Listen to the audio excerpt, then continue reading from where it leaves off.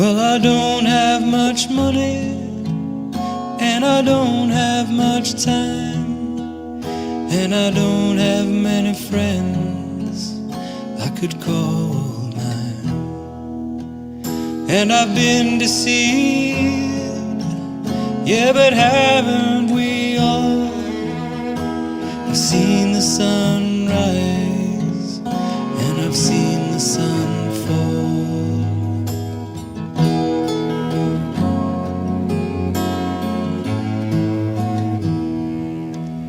Well, I don't know why, and I don't know where, and I don't even know how, and I no longer care. But I've seen your face, and I've heard your call. Yes, I've seen the sun rise, and I've seen the sun fall.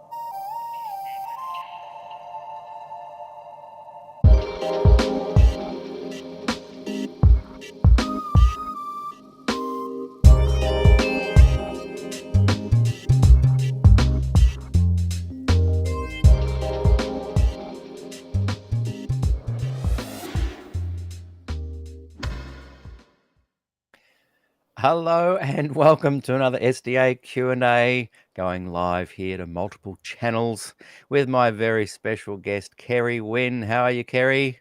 I'm just fine. Hello. Great to have you on the program again. And last time we talked a lot about Walter Ray, Pirates of Privilege, Ramek, some really interesting, juicy stuff there.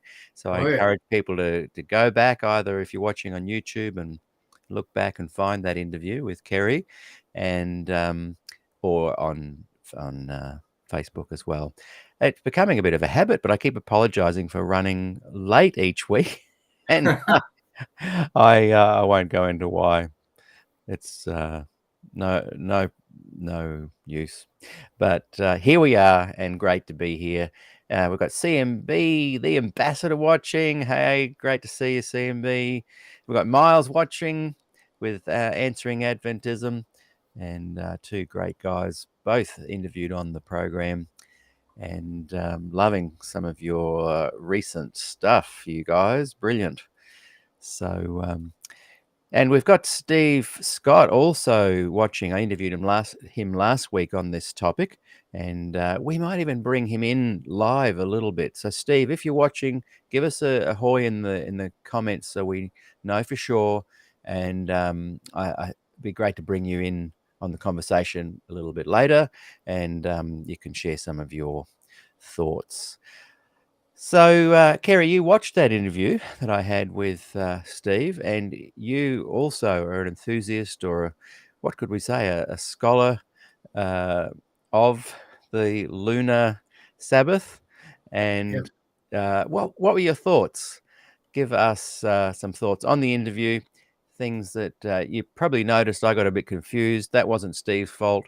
That's me coming to terms with a whole new concept that I've only kind of looked at the peripheral of.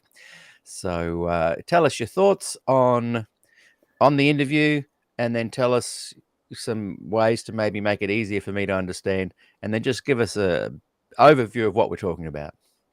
Well, I can do that, and then maybe you can bring the other gentleman in for a bit, and then people can come back later with questions for me if there's time. Yes, please. Years ago, I was riding through the city of Washington, D.C. with my ex-wife and her sisters. And big freeways, and my ex-wife's sister makes an obscene gesture at a group of young men riding in the car. And by the way, we had just seen a one of those flying fishbowl cars, a pacer, but it didn't have anything to do with the pacer. Well, those boys didn't like that. So one of them rolled down the window, pulled his trousers down, and stuck his cheeks out the window at us. He mooned us. Now, I'm going to be very respectful, but I am going to moon people who don't accept the Lunar Sabbath idea. Okay, look. Metaphorically, I hope. This is just so utterly simple. It took us 3 years and 650 pages to find out 4 basic things. The Lunar Sabbath is a mathematical model, like 2 + 2 = 4. You can't argue with it. There's no possible way. Yeah, I mean, could you? What are you going to do if you want to say that 2 + 2 isn't 2, or you don't like the fact that 2 + 2? I wish it equaled 5. Maybe it would be nice to have a 5.5. It's non-negotiable. Here's why. Certain things had to happen on the Jewish religious calendar. And if you notice, everything happens on exactly the same day of the month, year after year after year. So on the 10th day of the month, a Passover month, the Israelites had to buy their Passover lamb. They had to buy it on that day, no other day. Now, what would happen if the weekly Sabbath just happened to fall on the 10th day of the month? What are the people going to do? God's law for the Israel at the time said that they can't work on Sabbath. You can't buy and sell. And here they are required by the same law of Moses to go out and buy that Passover lamb on that day. So the Israelites kept a new moon Sabbath. That Sabbath was different than the weekly Sabbath. It was actually their day of public worship. On the 7th day Sabbath, the people were required to stay in their homes. God's law said that they could not leave their dwelling places. It was about rest, not worship. Worship requires work. You have to set up the chairs. You have to turn the furnace on. You have to make sure the drinking fountains are working and everything, all of this stuff, it's work. Well, on the new moon Sabbath, any work could be done which was necessary to provide for public worship. So you can't have the weekly Sabbath, which forbids any kind of work. You can't let that land on top of the new moon Sabbath. So for thousands of years, there was never a single conflict of the holy days in the calendar. They mesh like this. Here's a calendar. Here's the holy days.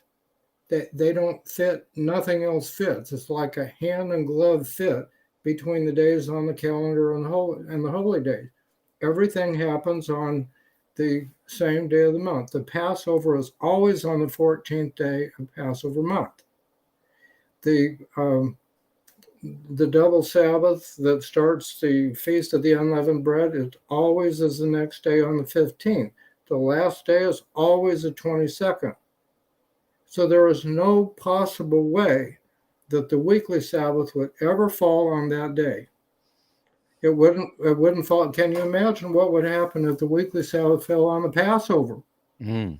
And on the Passover day, here the Israelites are taking their lambs up the hill to the temple, struggling with them. Oh, you stubborn thing, get on up here. Don't you want to die? That kind of thing. So you can't have the weekly Sabbath falling on another day. So how do you get everything to happen the same day of the month, every year for thousands of years without one single conflict like that? It's very simple. You start the weeks together with the beginning of the month. Every month, the weeks start over again with the beginning of each new month. Mm. Now, how do you determine when the month is going to begin? Now, this is loony. This is absolutely loony. Prepare yourselves. The new month starts when, but only when, the Sanhedrin representatives can actually see the first sliver of the new moon. It's just a tiny little sliver, just a faint bit of light against it. Now, what happens if the weather is stormy? What happens if there's a big blizzard or a big rainstorm or dust storm or something? Well, they can't see it. Well, by federal Israelite law, they cannot start that month until that moon is actually seen. What if the storm goes on for a week? Mm. The month can't start. So, when historians need to understand this, because when you go back in time and you try to assign an exact date for some event that took place, you can't do it. You don't know when their month starts. And by the way, the moon, it can vary in its time it takes to get around the planet by up to 3 days. So some months it's early, sometimes it's right on time, sometimes it's late. Okay, so now in this calendar, the new moon day is not part of the weekly cycle. The weekly cycle, as we all know, is you have 6 working days, but the 7th is for Jesus, right? Remember the song? Okay. So in the Hebrew lunar calendar, day 1 of the first week starts on the 2nd day of the month. So you count 2, 3, 4, 5, 6, 7, 8. So the 8th day is the first day of the first Sabbath of each new month. And then 7 days later, it's the 15th. 7 days later, it's the 22nd. 7 days later, it's the 29th. Okay, so here we get to one of the craziest things about the Lunar Sabbath, and that is the concept of non-days. Days that don't even exist. Because in ancient thinking, whether it's pagan or sacred Hebrew, if you can't see the moon, the day doesn't exist. It's not a working day. It's not a rest day. Tell you the truth, we really don't know what the people did on those days. But we suspect that they took a holiday. Mm. Well, this month is getting started new, so we might as well just party till it gets here. All right. Now the heathens, they kept Sabbaths too. Most of your Middle Eastern ancient people kept lunar Sabbaths. But on the pagan lunar calendar, they counted the new moon day as day 1, not only of the month, but of the week. So you look at the records on the cuneiform tablets of these pagan Sabbaths, and they were the 7th and 14th and so on day. So even though they numbered the days differently, it was still the very same day. Now, folks, there is just no way to argue with this. You ask the question, well, show me from Scripture where it says that you're supposed to keep the lunar Sabbath. What a crock. Here's a good way to illustrate that. Let's say I'm writing a novel of something that took place in 1965. And in my story, the star of the show drives up in a big Cadillac. All right. I'm the writer. Do I have to stop and explain to my audience what a car is? Now, folks, we're in 1965, and this thing here that I'm trying to tell you about is a car. Now, let me tell you what a car is. It's got 4 wheels on it so it can roll, and it's got a power thing in the hood, which makes it go forward, and it's got a steering wheel so you can hear it, and you have to have brakes too, because if it's going forward and you see someone in front of you, you have to stop. No, I don't have to tell those people about a car. They already know what a car is. Cars have been around for 100 years. And it's the same way with the lunar calendar. Folks, there was no way in the world for the ancient people to track units of time less than a year without the lunar calendar. I don't care whether it was a Mayan calendar, a Babylonian calendar, an Egyptian calendar. They all kept lunar calendars, and most civilizations kept lunar Sabbaths.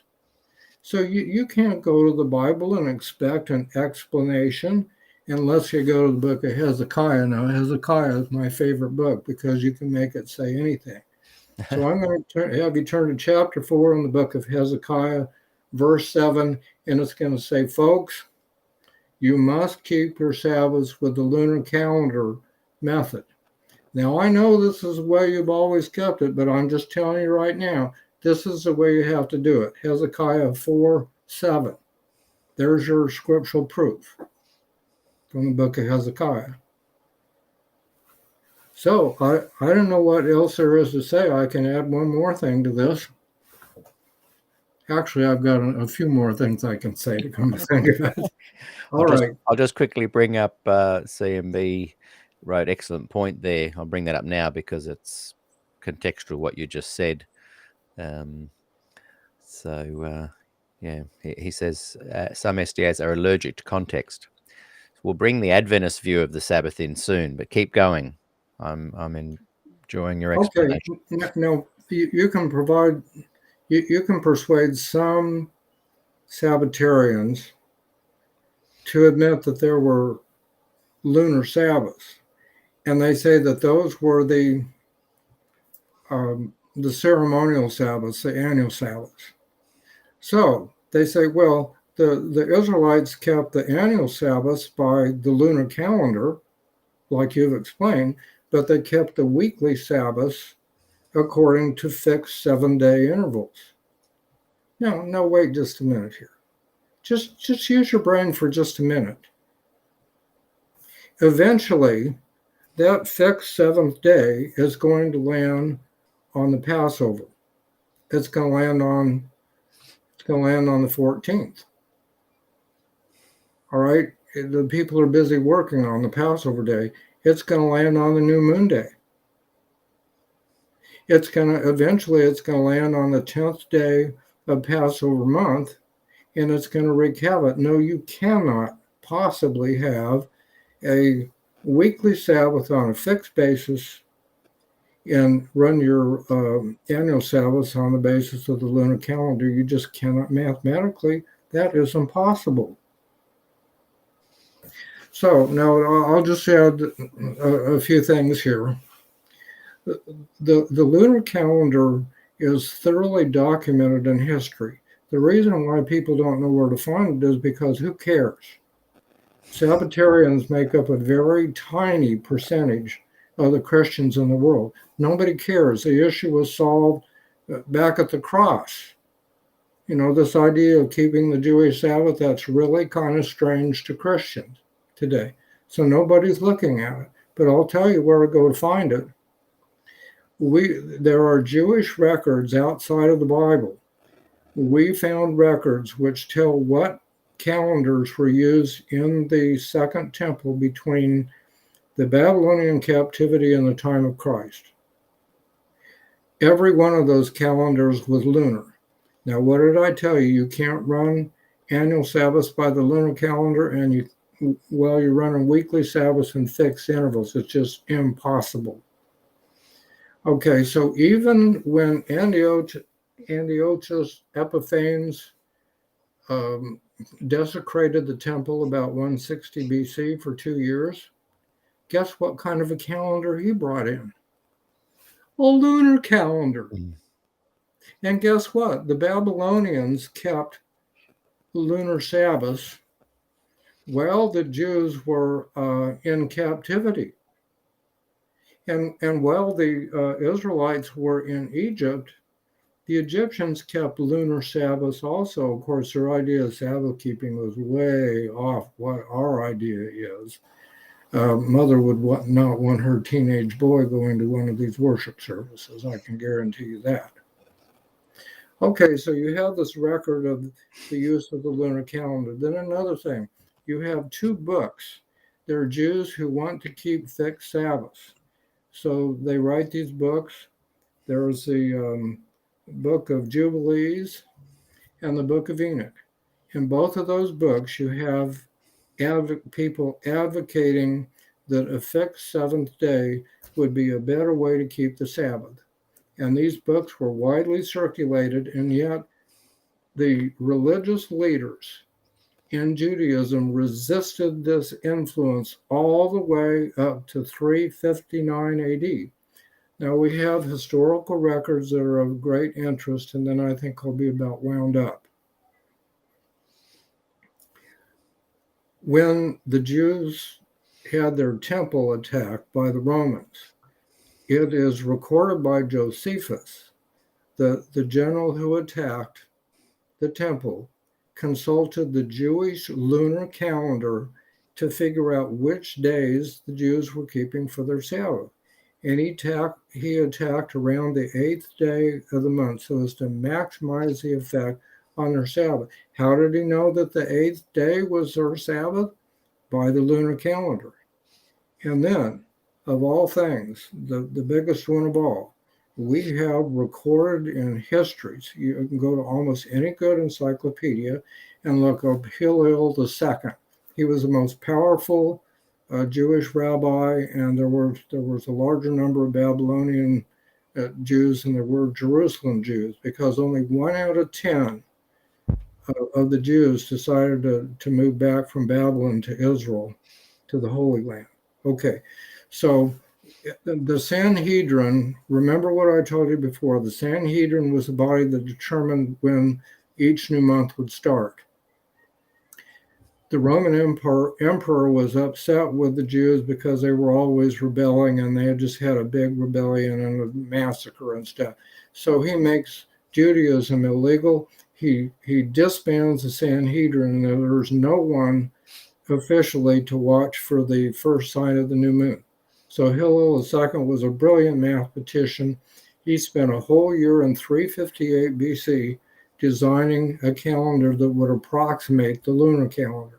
In 359, he tried to implement that calendar, and it's a matter of Jewish history, recorded history, that bodies within Judaism fought that change.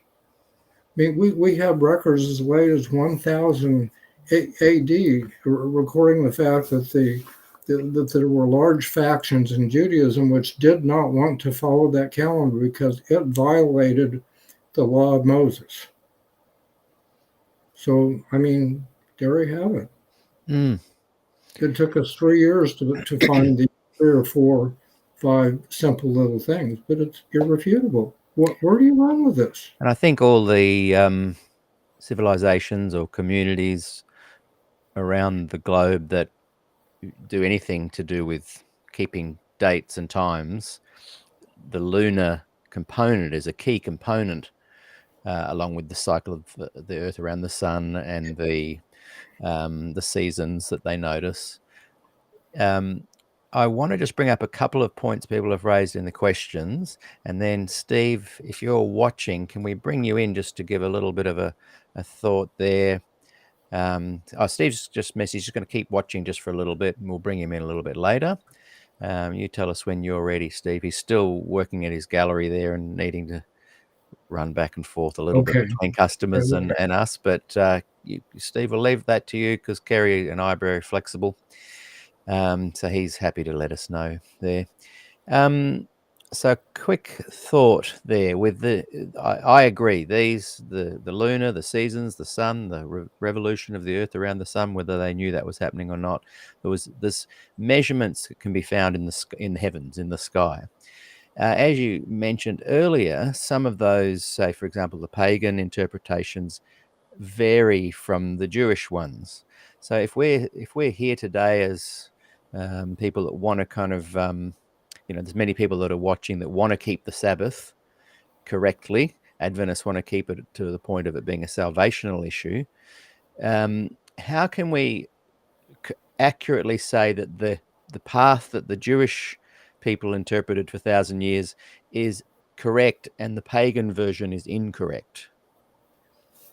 Isn't it just they are using the same mechanisms, and those mechanisms are reliable, but they have different conclusions of perhaps what Sabbaths are, what starting dates are, what the relevance is of those signs in the sky. Who's to say they are wrong and we are right? Well, we don't really know how the pagans, what time their Sabbaths began. And of course, their Sabbaths were not about rest. Their Sabbaths were about worshiping their deities. And some of the worship involved fertility rites, of course, and other things that we won't talk about now. The Egyptians tend to worship their gods. The Egyptians, they were pagans, but they were the most godly, truly godly of all the heathen people. They had a strong belief in an afterlife and reward and punishment, and they looked at the sins of the Canaanites who were abusing their children, in terrible ways and stuff. They looked at that with horror. They had a very high and elevated view of their relationship to a supreme being. And I think that's one of the reasons why God blessed our society for so many thousands of years. But it was about worship for them. Now, when it comes to the Babylonians, their idea was superstition. On that seventh day Sabbath, with a small s, there are certain things that you can't do, or you're going to upset the gods and make them mad, and that's going to cause bad luck. So you go through your day, well, I'm not going to do this. I'm not going to eat pomegranates today because the god who made pomegranates wants them for himself or something, just silly stuff. There were silly ideas. I guess where I'm going is at its deepest level, what confirmation, what data, what evidence proves that our version is not silly and their version is silly? Just for those who are watching and asking that kind of a question, what would you say to them? Well, I would say that the Jewish Sabbath was intended by God. In the first place, the word rest in Genesis 2 means propitiation. That is someone who is going to die for your sins to let you off the hook, say in a court case where you're found guilty and the law allows someone to step in and take your punishment. So the Israelite view of the Sabbath was absolutely and totally different. To the Israelite, it was celebrating what God was going to do for them. On every weekly Sabbath and every annual Sabbath and the new moons, they had to sacrifice between 2 and 6 spotless, perfect, male and very young lambs. That was to call their attention to a Messiah who was going to come and die for their sins. So it wasn't about winning God's favor. It was about thinking about what God was going to do for them. Now, the pagans, their idea was to appease these angry gods. The gods were always angry with them, except that the Egyptians had a greater understanding of the loving aspects of a supreme being than any other heathen society. I guess I'm asking in those, what makes that right or wrong? Like, say they did think that what you were saying about the always having to appease the god, maybe that's right. How do we know? We can understand the mechanism of how they came to dates and kept calendars, But how do we decide that we can call their view silly and our view not silly? Just trying to tease that out of the conversation a bit. Ooh, I'm going to have to. Let me take a swig of my IQ enhancer. I'll take a swig of my IQ as well.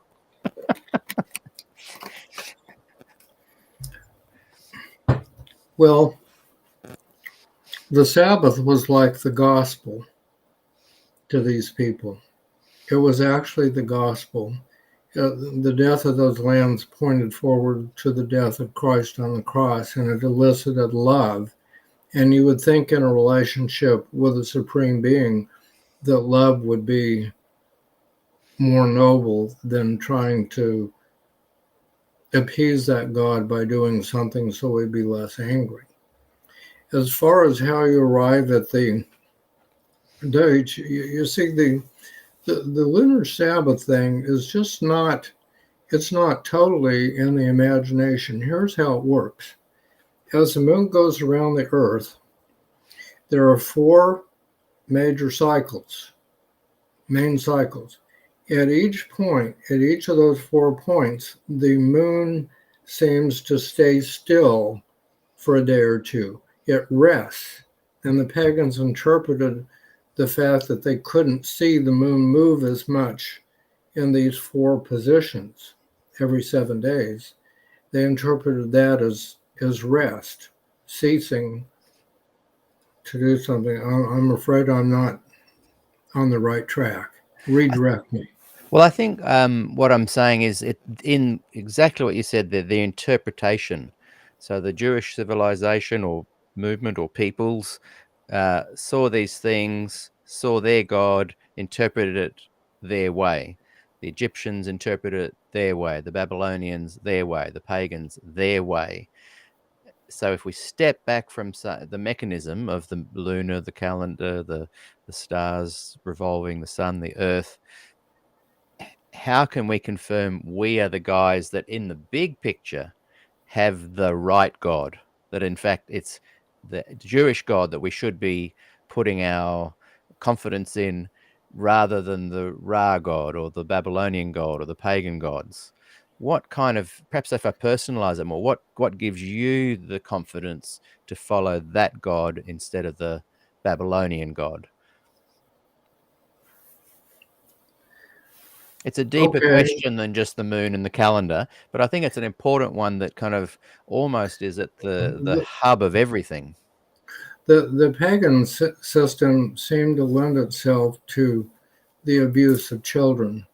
In your pagan worship systems, the children were sent to be molested by the priests, and often child sacrifice was involved. I mean, those things are self-evidently wrong.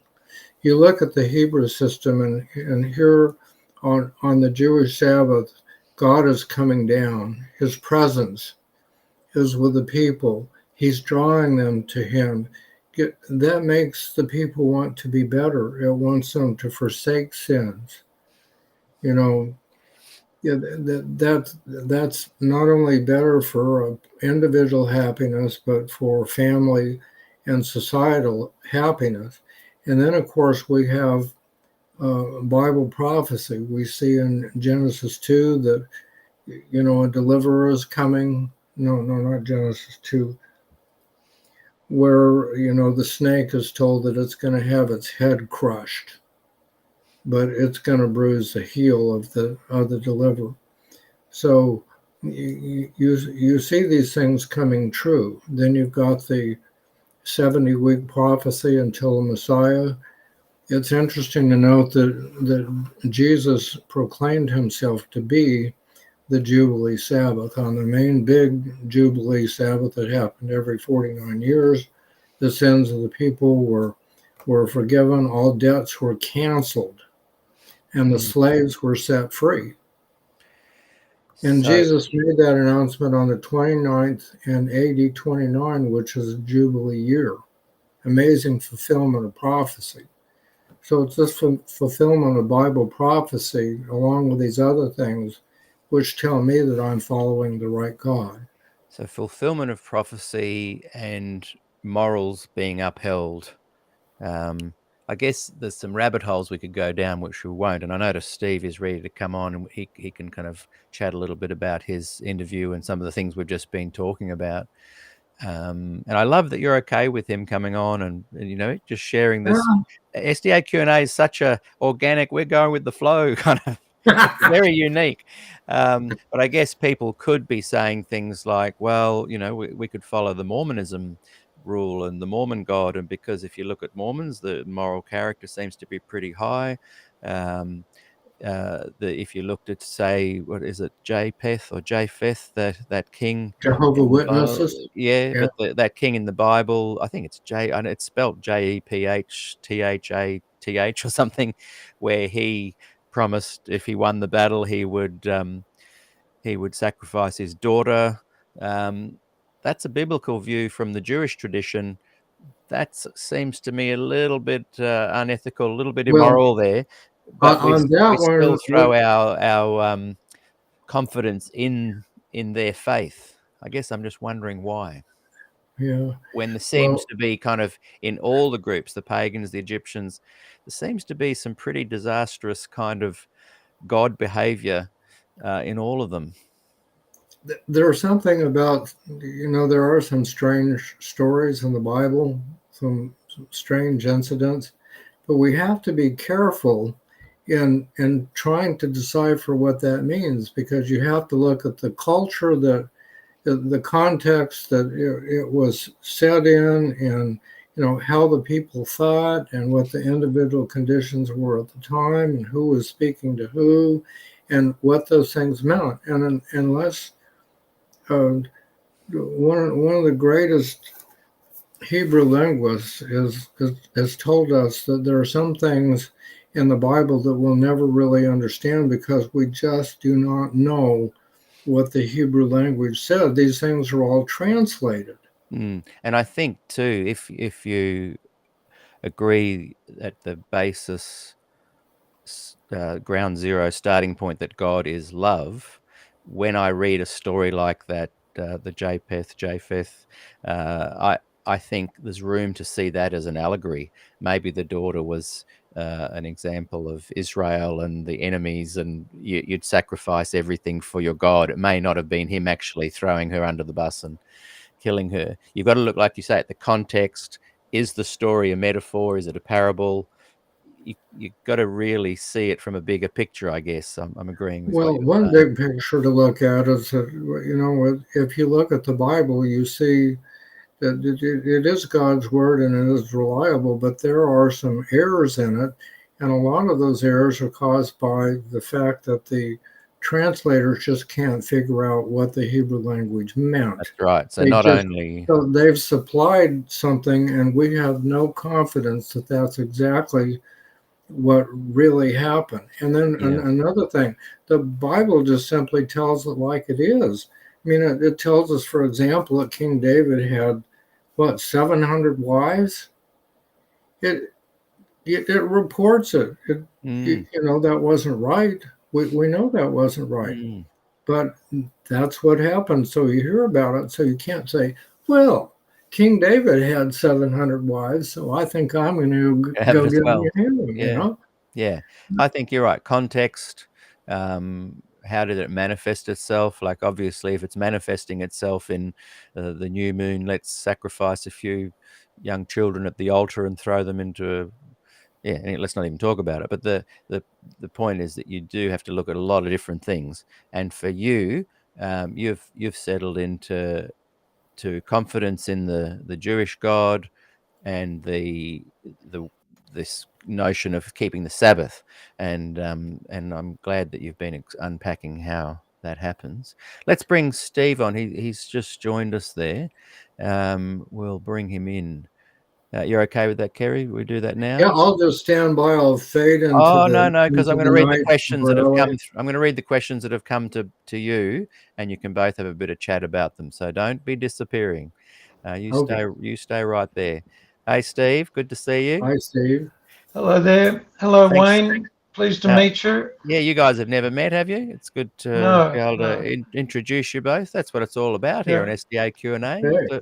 Diverse opinions and bringing together friendships. Yeah. from all I've walks read of life.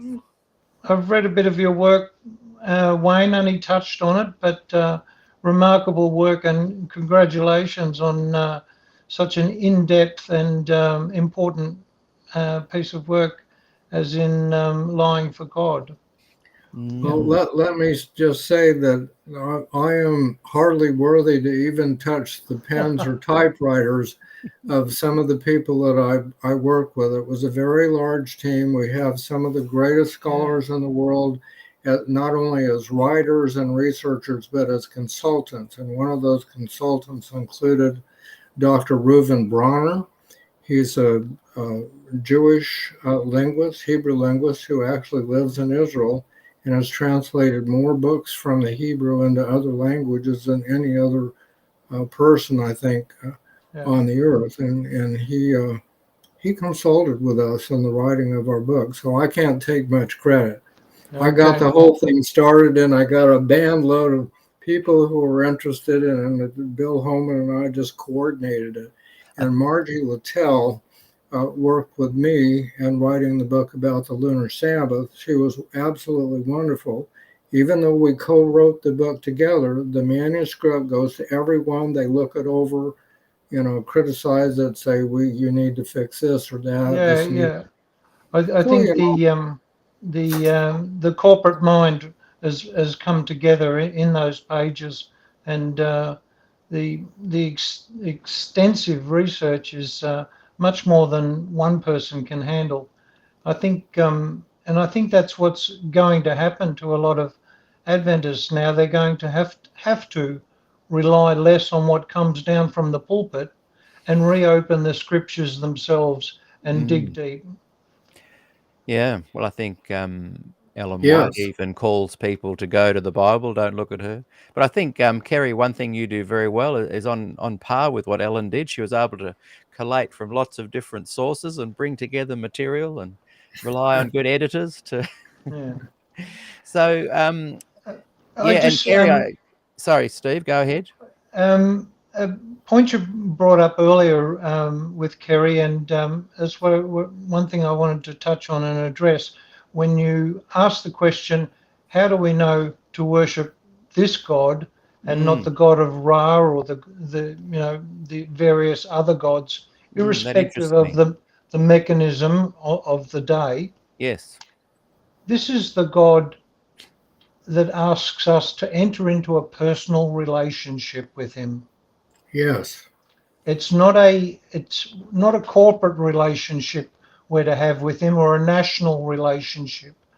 It's a one-on-one thing. And within that, if I need to have validation in my heart, it's him that I'm to ask for that. Not, this is what the bulk of the people are doing. It has to be that personal conviction. Yes. But And who's to say your personal conviction is correct over, say, a New Age person who well, you see, believes that they are yeah, one with God and having a huge oneness connection, a relationship so personal that they become one? What? other people's connection is not my concern. Right. And So and you if take the I'm looking position. Sorry, you if take the I'm position where looking, you're not judging other people. You're taking the position where this is your personal belief. This works for you, and yeah, you're not saying that they should change no, it's or not not. my job. It's Yeah. not particularly my job to change them. Yeah, I If like there that. is a such thing as the Holy Spirit, well, then we will find unity as He ministers in His way to the individuals. Um, And they might it- say that about you too. They might say that the spirit of the oneness of, the light being is going to work Well, on you to not be a Christian. But I can either tell you about way, sorry, go ahead, Kerry. the supernatural has become much more important to me. I've observed two things. In the church I'm in now, and the friends that I have, they're Holy Spirit healers. And I have experienced, my wife and I have experienced some astonishing miracles from God. The first one we experienced was about 15 years ago when my stepson his arm got healed after it was broken in 5 different places, and he had only 30% range of motion. Now he has virtually full. So that kind of thing, I could go on. None of these things happen unless you ask in the name of Jesus. I mean, you can command a broken arm to be healed in the name of Buddha. Nothing's ever going to happen. I have definitely heard New Age people claim miraculous healings in the name of the divine one, New Age. New Age God. Well, there are certain types of healings that the devil can't do, and those involve like multiple bone break, where ex nihilo material has to be created to do it. Then another thing I've noticed, and experiences that have come from my daughter and my sister and some other people, like I listened to the Coast to Coast AM show. I used to listen to that on the way home from work at night. And whenever anyone got on there and talked about Ouija boards and spiritualism, always these people would say, well, how did you get saved from it? They'd say, well, I commanded it to go away in the name of Jesus Christ, and it just disappeared. And then the psychic gets on there to explain that away. He says, well, when you invoke the name of Jesus, you just, puffed up yourself and intimidated the thing to go away. And I'm thinking, yeah. Well, why can't you command the Ouija board to get out of there in the name of Buddha or who knows else? So the name of Jesus is very powerful. And I don't want to take away from either of your personal experiences, because I'm the same. I go, this is what I feel aligns with me. This is my personal connection with it. This is what I'm following. But I would suggest that I've definitely met with and talked with New Age people that believe that their complete cellular structure changes when they connect with the divine and embraces all the healings that the Christians talk about as well. And it seems to me, when I talk to the different groups, each feels very confident that theirs is correct. And I've talked to New Agers who laugh at the Christians, going, oh, they think this, they call on the name of Jesus, but we do this. So I'm a little bit down on all the groups making the claims, but I quite like when people make their own, well, this is my personal individual choice, without And mocking the others. for all we know, the Father may be actually reaching out to them through another avenue that's alien to us. Yeah. Now, Yeshua told us that if he wants, if the Father wants, he'll use the stones to testify. Right, yes. Yeah. So if someone comes to me and says, look, all I had to do was swing the rosary around 3 times, and who am I to say that the Father won't do anything with that? I have to say, well, that's your experience, and I believe in a God that's powerful enough to work with you through that rosary, or through those stones, or through that magic water. And if anything, be thankful that this person is open to the metaphysical, because they are way out in front from someone who says, if I can't see it, I don't believe it. Yeah, well, my brother experienced a miracle with holy water when he went to church, a Catholic church, with his grandchildren. Now he's a born-again Christian, loves the Lord, reads his Bible hours a day, and holy water did it for him. So I've learned not to be quite so judgmental about things, Yeah. Hey, I'm going to bring us back into even though I'm the one that took us away from the topic, and I can talk about that stuff forever, and I love chatting about that with you guys, because you're both very interesting people, and you think in an interesting way. And by the way, Kerry, I didn't comment at the time, but I liked your Hezekiah comment. That was very funny. And let's just bring up a couple of questions. Hang around, Steve, because we'll we'll bring this up. I'm still a little confused on the 7, 8, and keep the Sabbath on the 7th day. But I'm not going to push that point this week. I'm No, instead the going to just last read more. the last 2,000 years have conspired to keep you confused too. Yeah. You're going to have to wash away generations of society and have this one-on-one with him and ask him to reveal his mechanisms to you, not what the calendar on the wall has got to say. Using that thing is going to keep you more confused than anything. Well, I'm of anyone on the planet. I'm the guy who doesn't live well with calendars. Okay. My whole job. The only time I know every week is Thursday, 12 o'clock Australian time, New South Wales time. Honestly, the rest of the days I don't know. I just wake up and I go about what I do. It's the one thing that calendar on the wall is the one thing I can identify that all the world follows after.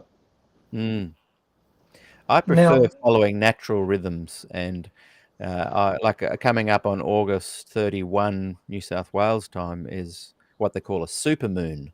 So yeah, but that's another side issue. I'm going to bring it back on track, yeah. and I'm just going to bring up a few comments and questions that have been made. And you stick around, Steve. We're enjoying the three-way conversation. So we're bringing in Mark Anthony. Hey, Mark, good to see you. Hope you're still watching. You wrote this a few minutes, like 10, 15 minutes ago.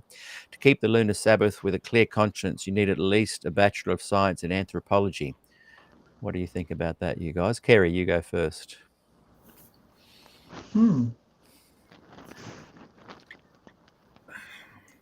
That's good, Kerry. Yeah, I would have thought. Do you really? I would have said you need look up at the moon. need 2 eyeballs to see the moon rise. Now, I guess what Mark's saying is that you need the anthropology to find out what the culture is determining the interpretation of the 2 eyeballs on the moon is. So you might be right there, Mark. Another drink of my IQ booster here, and then I think I'm ready to answer that question. Mark has followed on and said he prefers so the here's kindergarten my answer to 6 that. days work, 1 day rest. Okay, We- Kerry.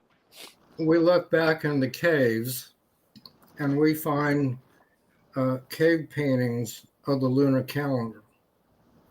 All the ancient peoples, until the Egyptians were the first one to fiddle around with a fixed week calendar, they tried a 10-day week. And the last month had 15 days in it or something like that. The calendar was so bad that within a 100-year period of time, winter became summer according to the calendar, and so on. So no matter where you are in the world on a lunar calendar, you can tell about what time it is of the month just by looking up in the sky. I mean, you can travel across Europe, Asia, Africa, anywhere in the world, and you can know what time of the month it is. It's a very immediate assessment tool of assessment. Cave people were able to grasp this. Pagan societies, before they could even read or write much, they knew that when the moon first appeared, that's when the new month began. It's a very simple thing. You don't need a college degree to understand that. What you do need is to know where to look in history books to find this, because frankly nobody cares. Yeah, another thing they don't care about, and it's growing in relevance and importance to me, and that is the 12 constellations. The zodiac. That's one name for it. I don't know that the scriptures use that name, and I think it's been perverted by spiritualism to give us the zodiac. But I've seen a couple of very interesting presentations speaking from the ancient Jewish understanding of the story of redemption written in the heavenly bodies, and particularly pertaining to the 12 constellations. Yes, I've seen write-ups about that. Answers in Genesis had an interesting write-up on that. But back to the principle, the lunar calendar is very easy to understand. That the ancients didn't care anything about how many days were in a month. The month gets started late. Maybe the month gets started 3 days late, but this particular time around, the moon's a day early. Yeah, So it all balances out, you know. So the So, synchronization was done by the planet, by the moon and the sun. back in Genesis 1:14, God says, I'm giving you these two world clocks, the sun and the moon. Yep. And you human beings are going to determine your own times for sacred assemblies according to the movements of these clocks. Now, that's what he says in Genesis 1:14. And that's exactly what happened all over the world. Everywhere that happened, God was right. So why would he turn around in Genesis 2, just one chapter later, and say, I've rethought this whole thing. And just since the last chapter, and I'm thinking I don't want to do that. I want a day that everyone's going to have to keep on a regular basis. So I'm going to give these people now, Adam and Eve, I'm going to give them every 7 days. And by the way, God didn't rest on the seventh day. The Hebrew word there is properly translated ceased. So all that says is that God ceased from his regular, from his special work of creating planet Earth, and he turned his attention to other God work. And actually, the Hebrew says that God continued working on the seventh day until he was done with the whole project, and then he rested. So God actually worked on the seventh day. I know he works with me on the seventh day. Yeah, he works with me every day. Yeah, absolutely. So I don't know when he gets his rest. I really like what you said there, Kerry, with that he's given you this clock almost that's just a natural one with the moon, the stars, the sun, and there you go. You can work out with this mechanism. And he didn't then go, and this is very important, every cycle of 7 days you must do this. And then if we bring it to Adventism later, add an additional dose of emphasis on that seventh day, that if you don't keep it, then you're not even going to go to heaven. So it seems to have taken this Adventist seventh day Sabbath seems to have distorted completely the original intention of what God had put in place in the heavens. Yeah, well, the lunar Sabbath is natural rhythms. It's natural rhythms. The tides and everything depends on the moon, like that. So the lunar Sabbath is a natural rhythm that God made. And we shouldn't let Adventism do to our Sabbath what the Pharisees did to their Sabbaths. Yes, good point. Boy, that's a good point. Okay. Yeah. And if you're in this personal relationship, he, by his Spirit, will dictate to you what he's comfortable with and what he's not. And it's going to come from a love place, not a doctrine place. Yeah. And I think, too, I want to come back to the Adventist component. We'll just finish off the last point there that Mark had raised. And just say, for example, I'll use the caveman analogy that I did with Steve in his interview. If I was back in caveman days and hadn't had any information or any knowing of God, I would notice in the heavens pretty soon this repetition that became very predictable. And I would use that repetition of the moon and the lunar to extrapolate, whoa, hang on, I know that this happens, boom, get together with my friends, other cavemen and women and people, and say, okay, guys, how about when it's the full moon, we all gather the next day after, and we'll meet you over on that big mountaintop, and we'll have a bit of a get around the fire kind of gathering and tribal sort of sing along. Yeah, exactly. And as time would go by, those little things would form bigger meaning perhaps to the next generations. And I guess what Mark is saying is to really, you can see the mechanism that even a caveman, if like me with no knowledge, I would even pick that up pretty soon. He's saying maybe you need a Bachelor of Science in Anthropology to study back the traditions that then grew out of everyone's experience from way back then to now, that have Well, become full-on movements. They've become the Egyptian Ra god, Babylon, Christian, Jewish god. And so he's got a point there, I think. this is what our book does for people.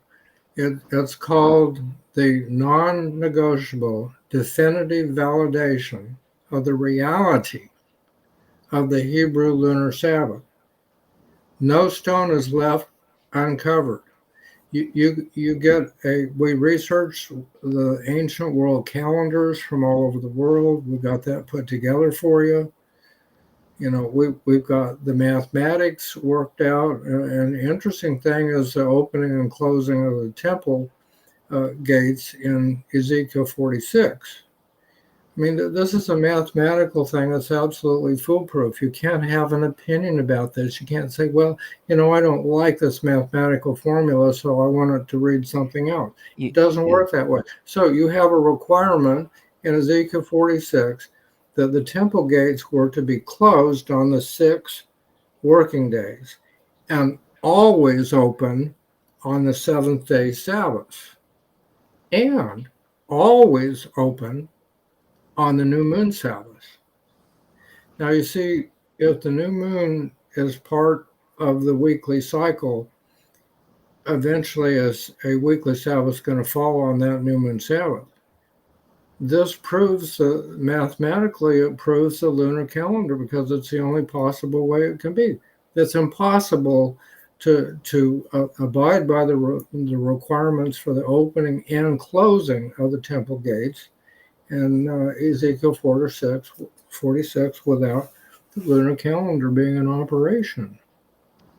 It's so simple. And I think no one can mess with the maths, but they can question the interpretation of what is superimposed on top of the maths. How would you? So I was just going to say, how would you interpret coming together at the tree of life from one new moon to the next in the new earth? I would interpret that as your interpretation imposed upon the maths. Yeah, well, we have addressed that problem. You look at Isaiah 66, and it's absolutely hilarious to try to make that happen in the new earth, because you come, like Margie Littell has noted, my co-author with me, that says that you go riding up to the New Jerusalem or whatever this place is on a donkey, and there are dead bodies lying all over the place.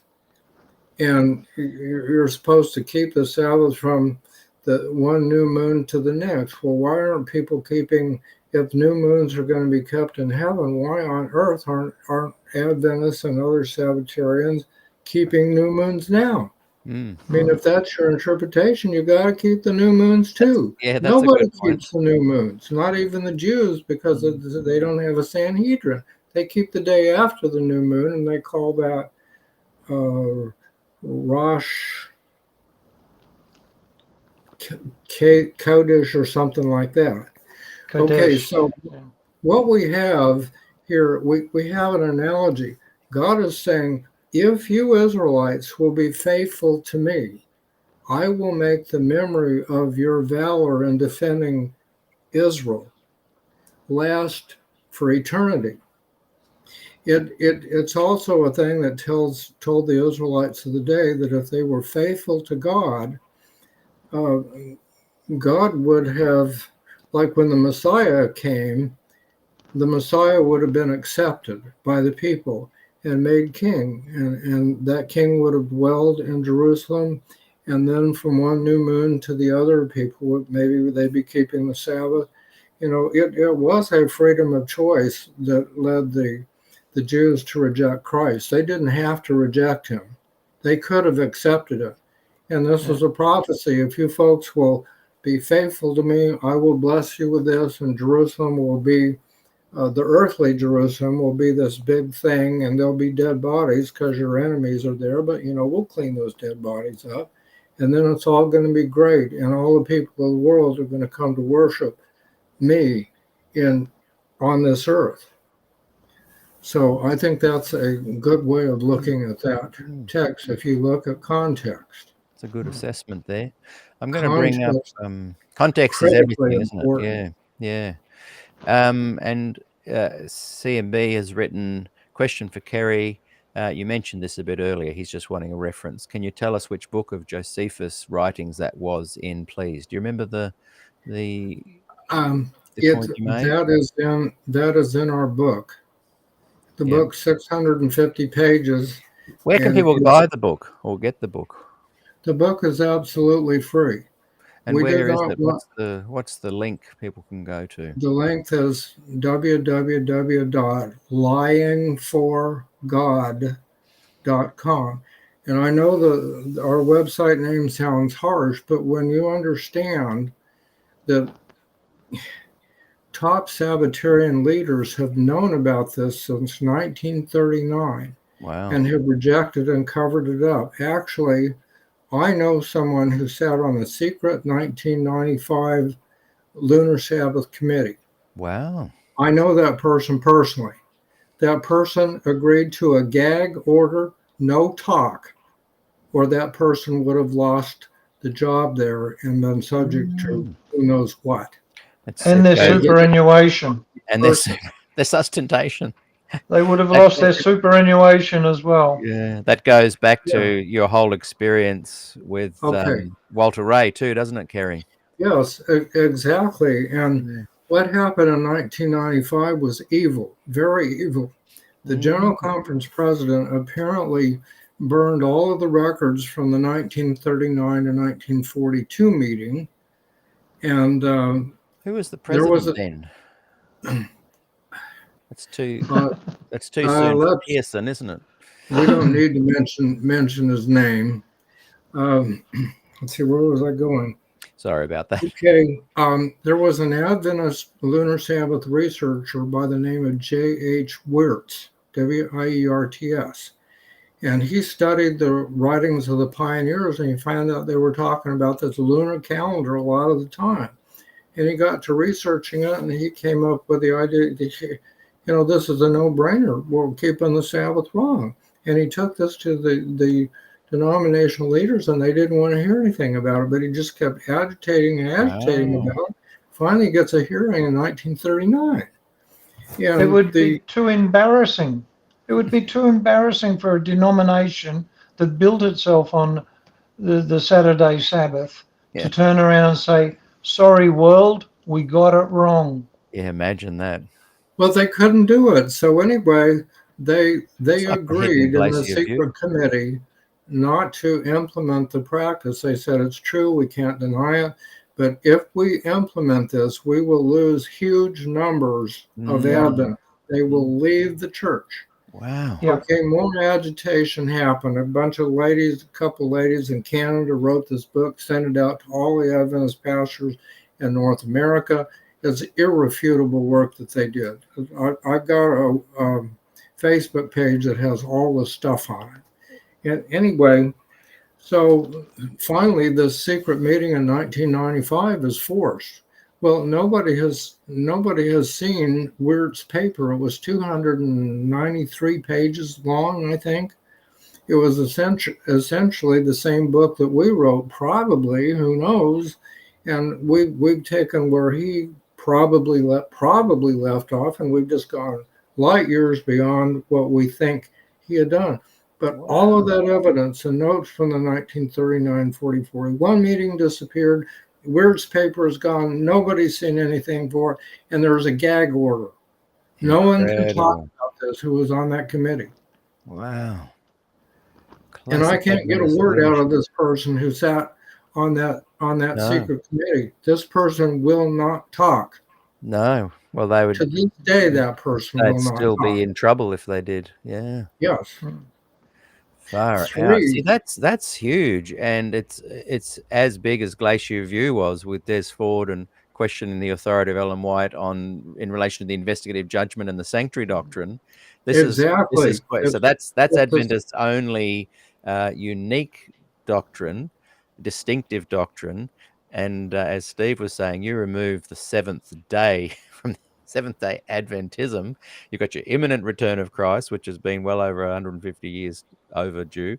You've got the investigative judgment under massive scrutiny and with Glacier View, and then now you've got the Sabbath. But this Lunar Sabbath one that was hidden, the 1995, that's huge. No one just talked Yeah. about that. I've not heard about that before until I've chatted to you guys. And Yeshua's return is not overdue. It is going to occur. I don't know the day or the hour, but I believe if you have a look at the remarkable timing of the Exodus to the day, to the crucifixion to the day, all these particular days correlate to an ancient calendar that was established. And I myself, I'm expecting him in the next wait for it. Yeah, I'm waiting. I'm leaning, bated breath. Yeah, Got my pen. I'm expecting him on the next in the next Jubilee year. When's that? well, I'll tell you what my theory is, and I don't know anybody can argue with what I'm going to say. I believe that World War III and the Second Coming are going to be the same event. Oh, Yeah, wow. probably a good chance of that. I mean, because if there's a nuclear war, if the bomb doesn't get you directly, the fallout is, all these fires we've had here in North America from Canada. You can't hardly see the hills, you can't hardly breathe. And imagine nuclear fallout. So, yeah, and we got crazy people with access to the red button, Yeah, Jesus is coming. If he doesn't come pretty soon, there's not going to be anything left to Come say. back to. Well, I Yeah. guess one thing I know, and I hate saying this because it's an apologist, an Adventist apologist view that I don't think they talk about enough. The point of sin is to prove that it is totally self-destructive. So until it's at the point of total destruction, it hasn't proven that it is totally destructive. But I don't say that too loudly because not many Adventist apologists have picked up on that one. Yeah. Well, this Lunar Sabbath thing is big. And, we wrote our chapter on answering objections to it before we stumbled on the absolutely definitive thing, like the fact that all your good encyclopedias mention that Hillel II changed the Jewish calendar, that he had to invent postponements to reduce the holy day havoc that what he did would cause. I mean, who could ask for more proof than that? The Jews kept the Sabbath on a lunar basis till 359 AD. This is a fact of history. How can anybody argue with that? It just blows my mind that they'll look at that and they'll see it in the encyclopedia. Oh no, that's wrong. Oh yeah, tell me about it. So there was no Holocaust? World War II didn't take place? There was no Russian Revolution, but just simply because you weren't there and didn't see it happen? It's almost flabbergasting. This is an important part of history. You wouldn't have the Jewish documentation that there were, including the Karaite Jews. They fought this lunar calendar thing like crazy, and it was Karaite Jews who taught William Miller a little bit of the Hebrew language. I was about to say that ties in with the William Miller thing. Yeah. My theory is that William Miller didn't become an Adventist because he knew the lunar Sabbath and the lunar calendar, and the Adventists were going to keep a fixed week.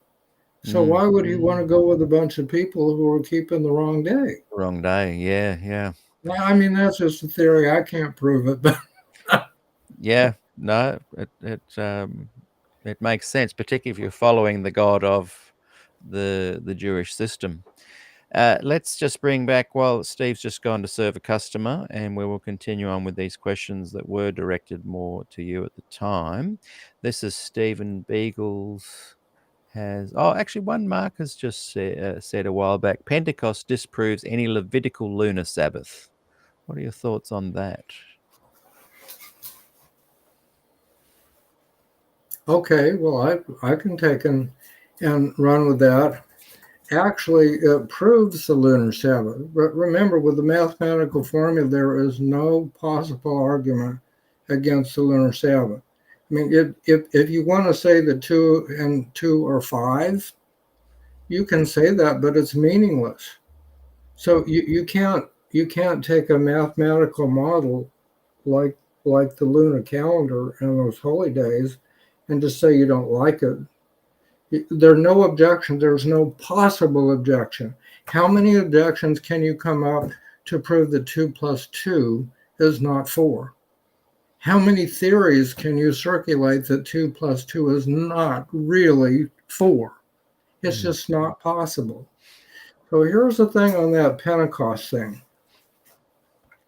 In the instructions, God has to tell them which way they're supposed to count their sevens, because there are 2 ways. You can count the 7-day Sabbaths, which sometimes vary in number because the months vary in length according to when the new moon can be seen and how long it takes the moon to get around, how many extra days there are going to be, and so on. So God knows that there are 2 ways to count by sevens. And he says, you are to use perfect sevens. Okay, when sevens don't quite match up, yeah, they're sevens, but they're not perfect sevens. So God was telling them, don't use the lunar calendar formula for this. I mean sevens, pure groups of sevens, like that. Right. So, I think that's why I'm getting confused with the numbers, because it's not. I keep coming back to 7th-day Sabbath cycle, whereas you're clustering in groups of 7 pertaining to when the moon kicks off signals the starting point. well, one way to look at it is this: 7 days is 7 days, whether they start in a lunar manner or they're right up against each other. It's still the 7th-day Sabbath. It does. It's just, we're so used to thinking by the Gregorian calendar, the Julian calendar, and so on, that our minds are just blown. But here's one way of looking at it. Let's say that they were using let's say that on the 10th day of March, Christians were required to go out and buy a Bible, a new Bible. All right, and well, eventually that 7th-day Sabbath is going to fall on that day, and then they're not supposed to buy Bibles right, or anything. You see, there is no possible way around this thing. Yeah, you can't do it. The weeks started when the month did, 1 day later, but essentially they started at the same time. They start all over again, both the month and 4 weeks. They always start over again, so everything's on the same day. There's not even the slightest possibility of a conflict of holy days. Like I said before, you can't run fixed 7th-day Sabbaths against variable weeks for your annual Sabbaths, because sooner or later there's going to be terrible conflicts. Yeah. So another question. Another question. This is Stephen Beagles, who runs gospeladventist.com. Steve, remind me again if you're still watching.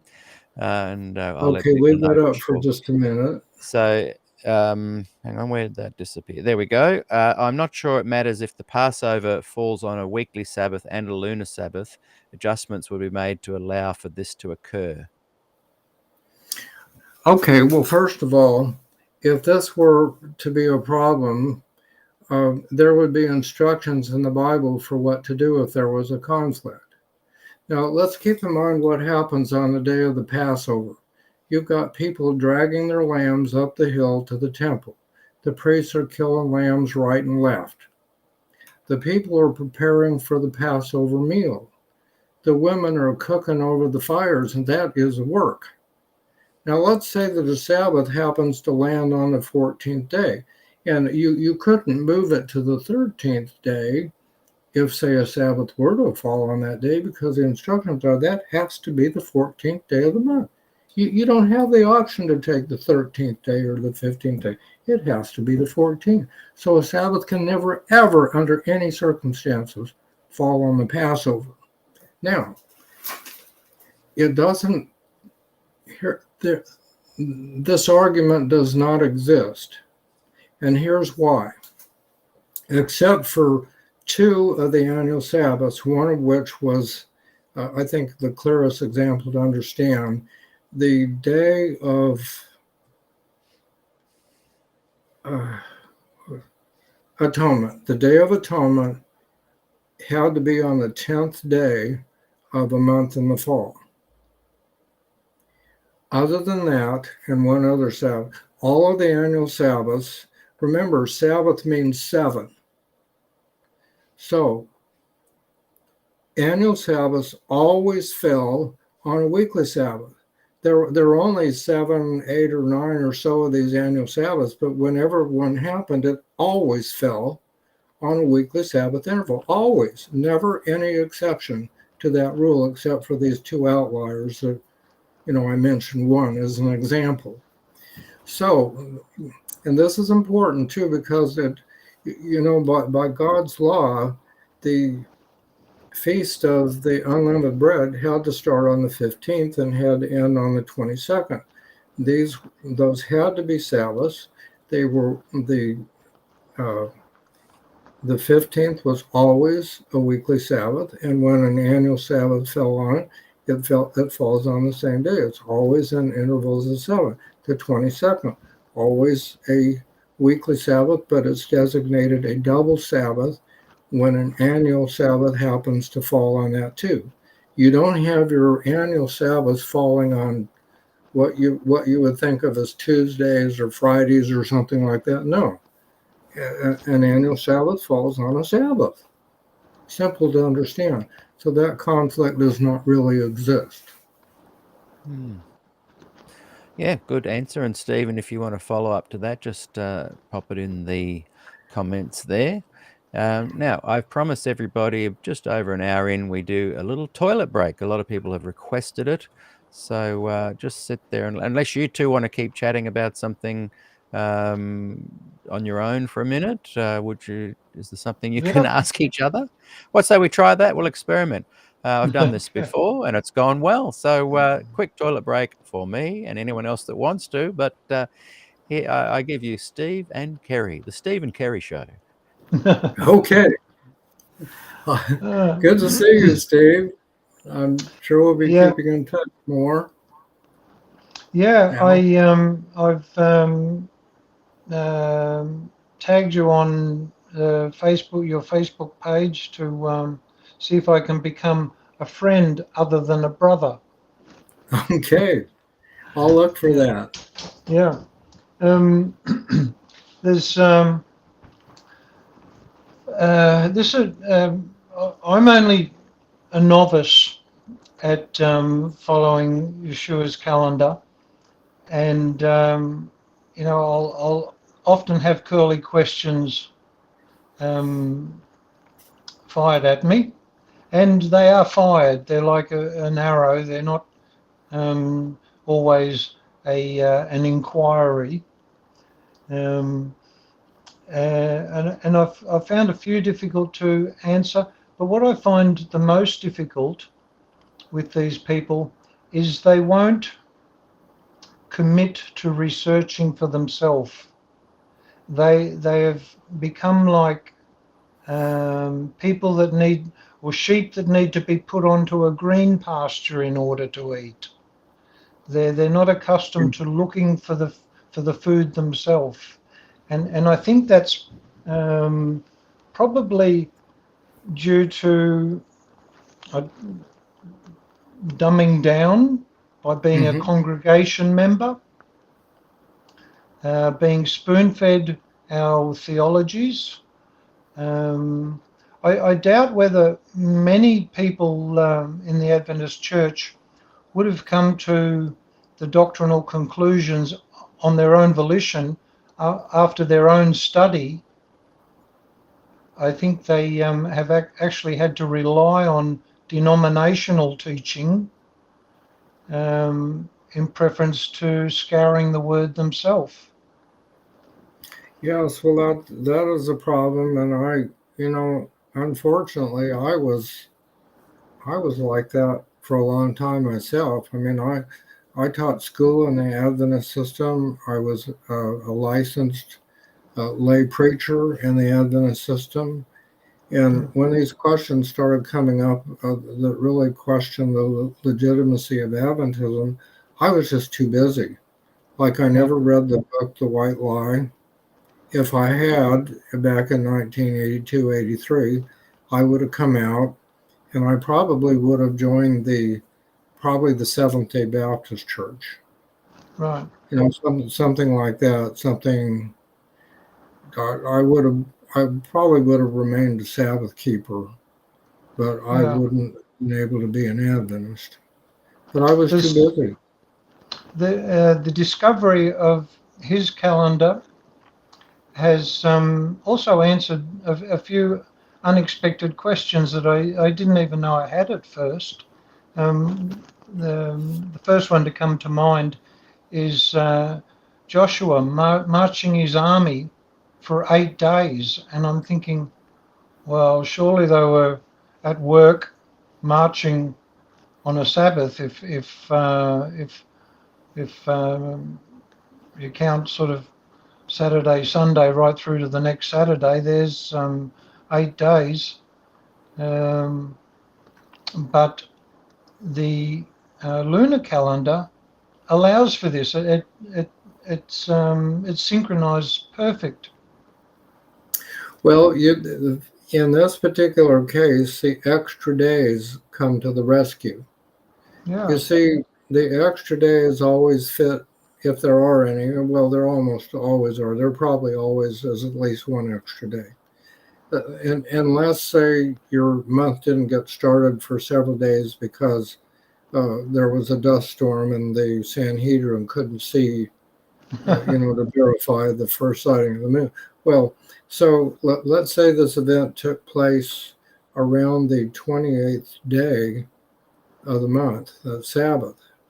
Yeah. Well, you've got some extra days to play with. There are actually going to be more than 7 days between the last Sabbath of the month and the first Sabbath. I know that sounds strange to us, but that's just the way it was in ancient times. Those days when you couldn't see the moon, that wasn't even a day in their thinking.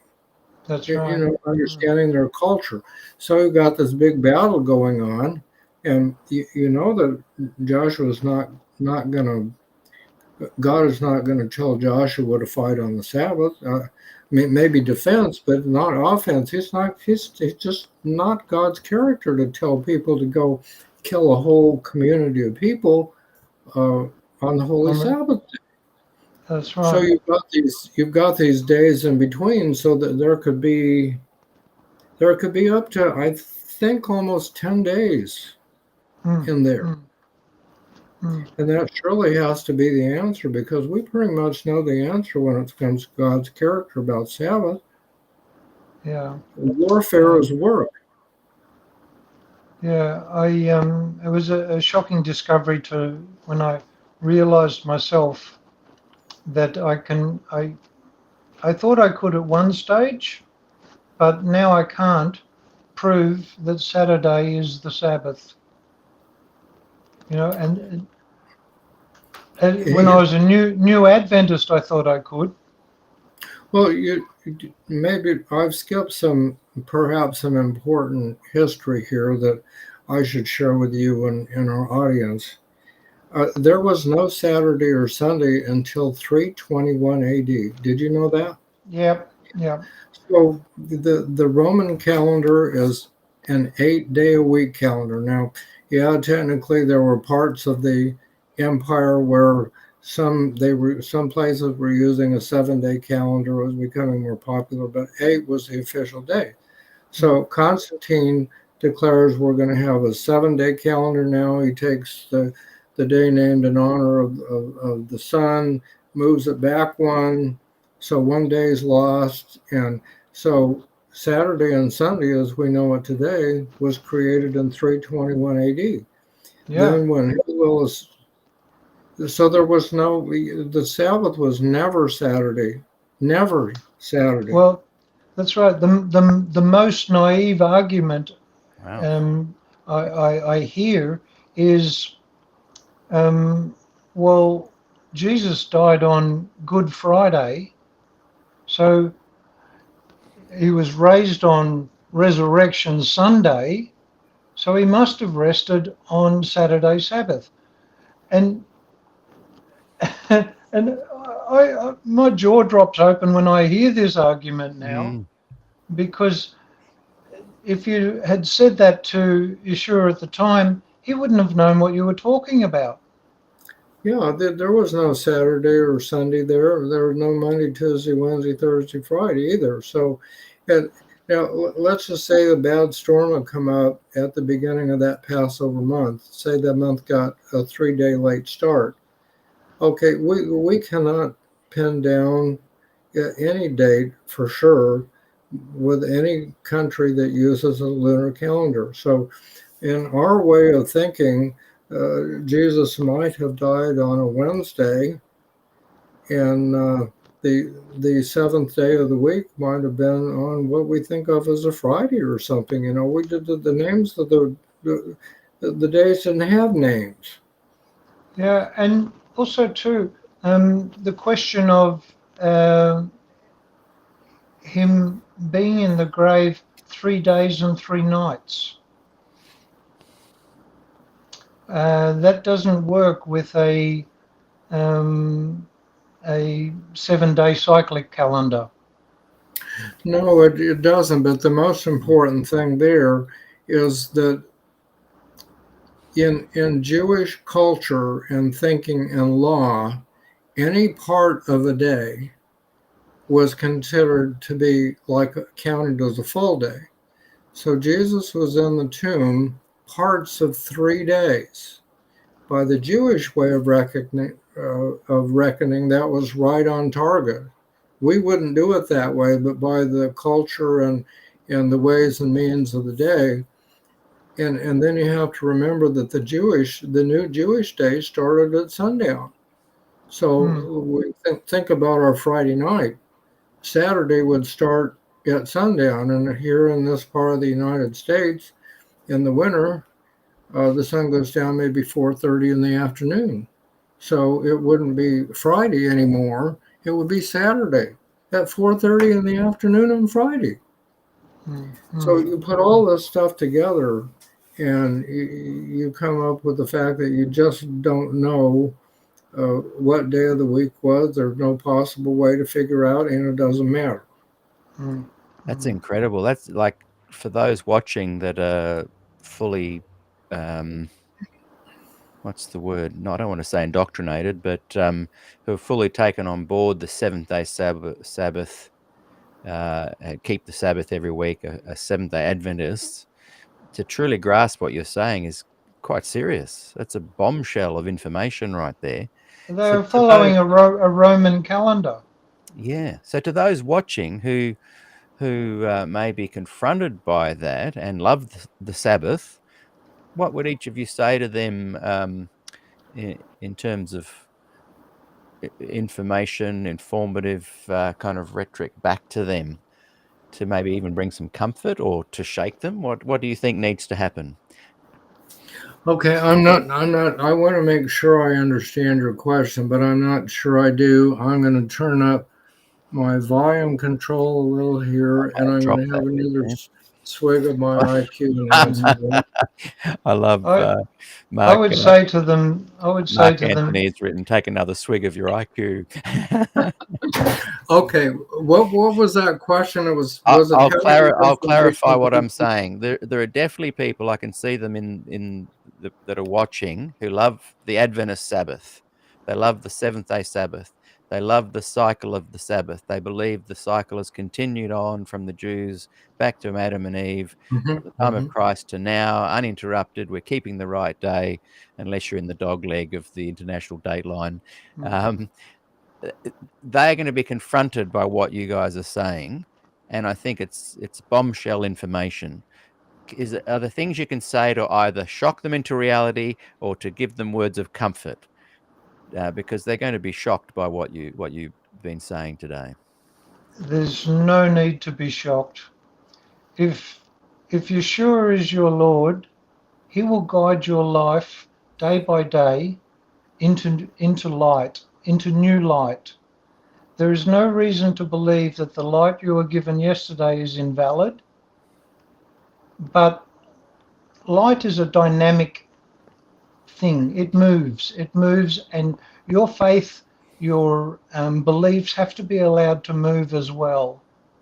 You're going to be loved no less, and if you have people firing darts at you, you have to take up the shield that He's given you and protect yourself. Okay, well, Yeah. there's a lot of truth in that. I think I see it this way. After watching politics here in the United States, I have decided that the way your brain is wired by God at birth determines whether you're going to be a liberal or a conservative. You know, it's the way the brain is wired. Now, some Adventists have brains that are wired that are capable of putting things together from a wide different number of sources, that got all the pathways to do the computing necessary to come up, with what they think, this looks like truth. Now, there's some Adventists, just like in any group you find, their brains are not wired to process information. They are literally incapable of processing anything new. God knows the heart. He looks in their brains, He sees their schematics. He looks at the map of their brain and He sees where all the circuits go in. He goes, that person there, that person never going to figure this out. That's okay. We're going to let them go on that because they're not really responsible for this truth. And then He looks at this guy over here. Oh, he's got a perfect brain. It's just like a decision support system mainframe computer, Now that person needs to pay attention to the light that I'm giving them. So bottom line is you can't be judgmental about people. Yeah. Some are going to accept and some aren't, and you have no clue why. You can present them the truth. It's pretty much up to them and the Holy Spirit. And sometimes the Holy Spirit doesn't convict people of certain things. Maybe the Holy Spirit's too busy working on something else that's more important, like having an affair or substance abuse or something like that. And it's not time to spring the Lunar Sabbath on them. Yeah. Holy Spirit's going to deal with these things first. I will say this, though, to Adventist leaders. I'm going to be very frank. You Adventist leaders have been to Adventist universities. You've taken Greek and you've taken Hebrew in the seminary. You wouldn't be an Adventist pastor today if you didn't have the brains that I'm talking about, at least as a very general rule. So, God is going to hold you Adventist pastors to a higher standard than the flock. A lot of the flock are just incapable of understanding the need to study, to think. They can't.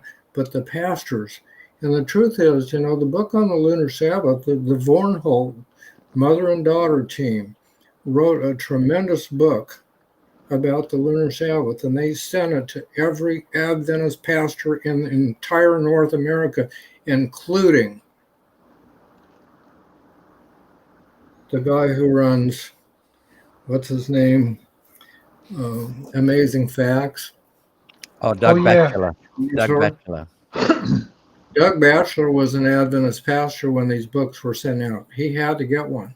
Mm. Right. All the Adventist leaders, top leaders, know this truth. All of them, the top leaders. Okay. I spoke to Doug Batchelor on this topic when he was last in Australia. Really? This Yeah. last time recently? Yeah. Wow.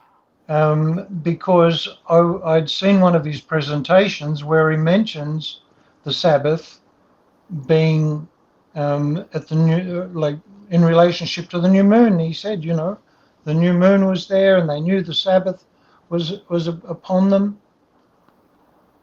And then in his presentation, he slipped straight past that. So I asked him about it after his meeting here in Melbourne, and it was more or less, well, you know, brother, time is ticking on, and I've got a lot of people here that want to see me and say hello. And I felt completely brushed off. But well, yes, you were. he knows about he it. can't answer it. He can't answer it. He knows Now, about it. at the Wow. same time, I'm going to try to have some generosity towards Adventist ministers, because maybe there are a few of them who, despite getting through the seminary, really don't have the ability to put all of this together. But I think the main problem, like we come up against with the doctrine of the investigative judgment, which is positively nuts, absolutely nuts. You know, the Glacier View, 6 out of 8 of his points were validated by the group, and the General Conference president goes back to Washington and announces it was unanimous that he was wrong, and so on and so on. This is the kind of thing that you get when the institution itself means more than truth, when it means jobs and job security. Job security. The institution itself means more It than the means truth. more than truth itself. Boy, that's a good little quote there. God is not going to send somebody to hell because they worshiped on the wrong day, especially if they did so believing. First of all, you got to believe that God expects that of you. I personally don't. I am not a Sabbatarian. I am a former Adventist, and I go to a gospel church. And I believe that no day is sacred. Like Paul said, no day is sacred. Colossians 2, he says, don't argue about sacred days and dietary laws and etc. But the thing is, God looks at the heart. If someone is convicted that they need to keep the Sabbath and they don't, God is more concerned about motive. He doesn't care what day. He doesn't care that you messed up in your days. What he's going to look at is why. Why did you end up keeping the wrong day? Why did you reject truth because you were afraid you were going to lose your denominational job? What is the reason? Was your reason selfish for doing that? Yeah. Was it rebellion or ignorance? Right. Yes. So, but God does hold clergy to a higher standard. And these leaders better pay attention, because I don't believe God is too happy with some of them right now. Can I ask a question we just touched again on Glacier View, and as you know, my season 2 was dedicated to interviews with people regarding the 40th anniversary of Glacier View. It was kind of a looking back retrospective. And what I initially thought was going to be 6 interviews turned into 86, most over 2 hours long, pretty much all on Glacier View or largely talking about it. Why has that maintained an undercurrent of interest, obviously, whereas this other, which I think's as big, like what the Glacier View, Des Ford, that's talking about investigative judgment sanctuary, questioning Ellen White's authority. if we look at this one that you mentioned, what remind us again, the 1939 and the 1995 meeting, 1995. how come they have so successfully been put under the rug, whereas the Glacier View, even though it's still stifled, forget it, you'll still lose your job if you're overtly a Des Ford supporter. So it still has the same outcomes for anyone that questions it. It's still a successful suppression. But why is this lunar one even more successfully suppressed? And just give us a quick update on the 1939, 1995 Well, first equivalent I'm Glacier going View. to ask a prayer for forgiveness in case I say anything too harsh or otherwise, but I just have to see a little bit of sense of humor in this. Yeah. I think it's because the investigative judgment is even loonier than the Lunar Sabbath. That's what I think. And I think that almost anybody looking at the investigative judgment sees that it was just a save your face, save the church thing. But and others have done this too. I mean, the Jehovah Witnesses, when their prophet said that Jesus was going to return in, what was it, 1911 or something, and he didn't come, they said, well, he really did come, and so on. It was just a save your face thing. And I think it's loonier than the Lunar Sabbath. And people can see right through this. Jesus said in John 8 that those who love him, when their bodies die, they're going to go directly to him.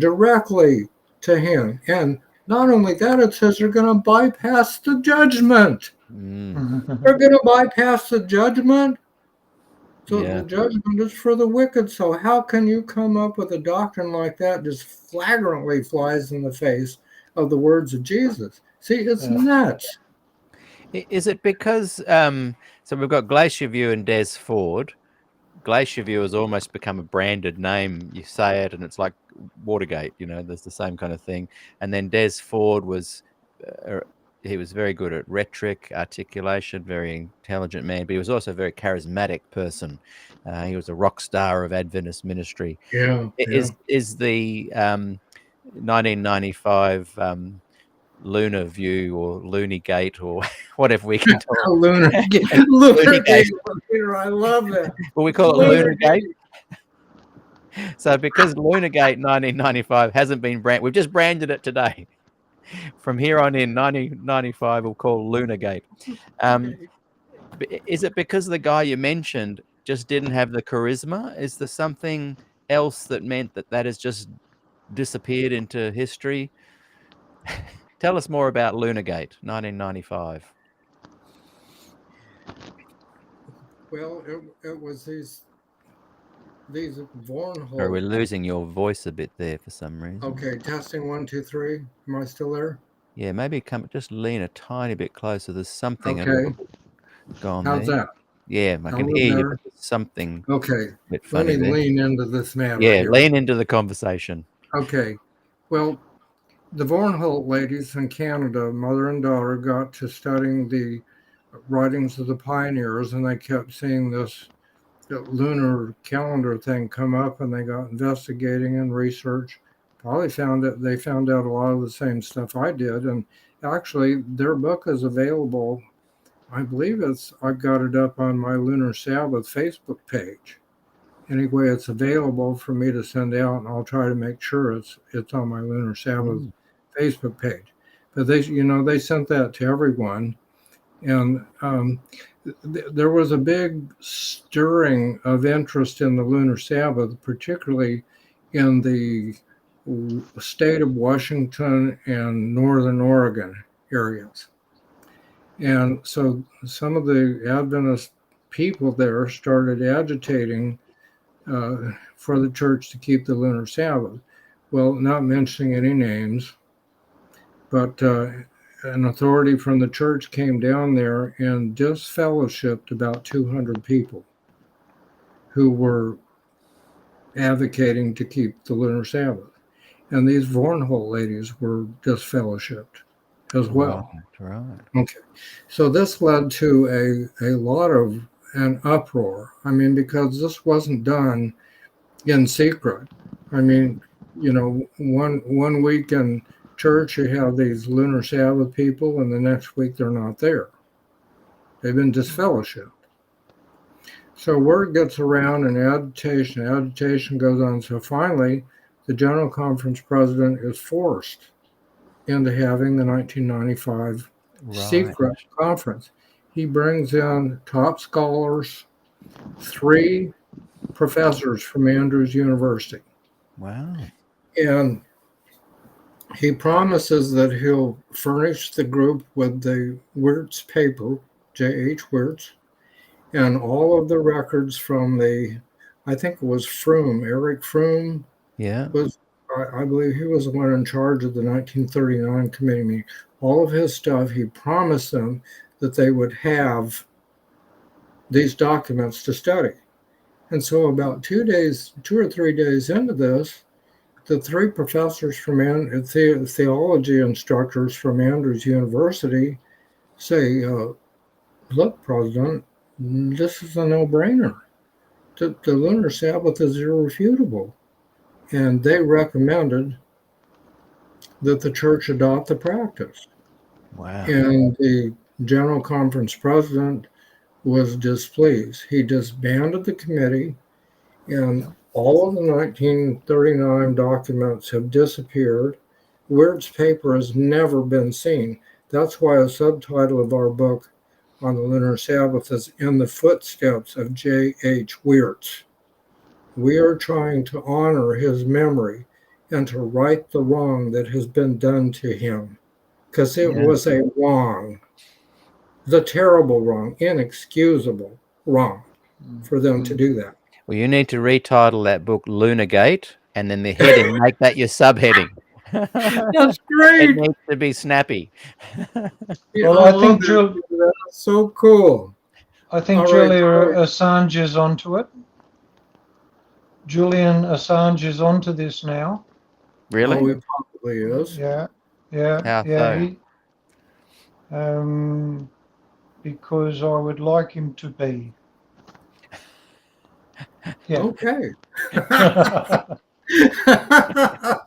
Well, then, of course, this friend of mine, not mentioning any names, was on this committee.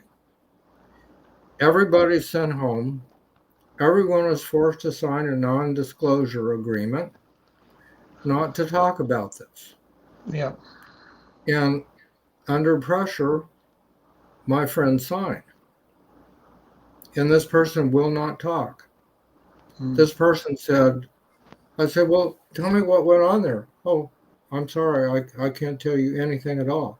All I can say is it was bad. And then you have my document available, The Hiding of the Lunar Sabbath, which, by the way, was taken down. The website that was on was taken down, but you know what? I copied that and pasted the whole article in it, and I have it now, and I distribute it. It's taken down. Kerry, can I just ask, do you know Ms. Kerry French?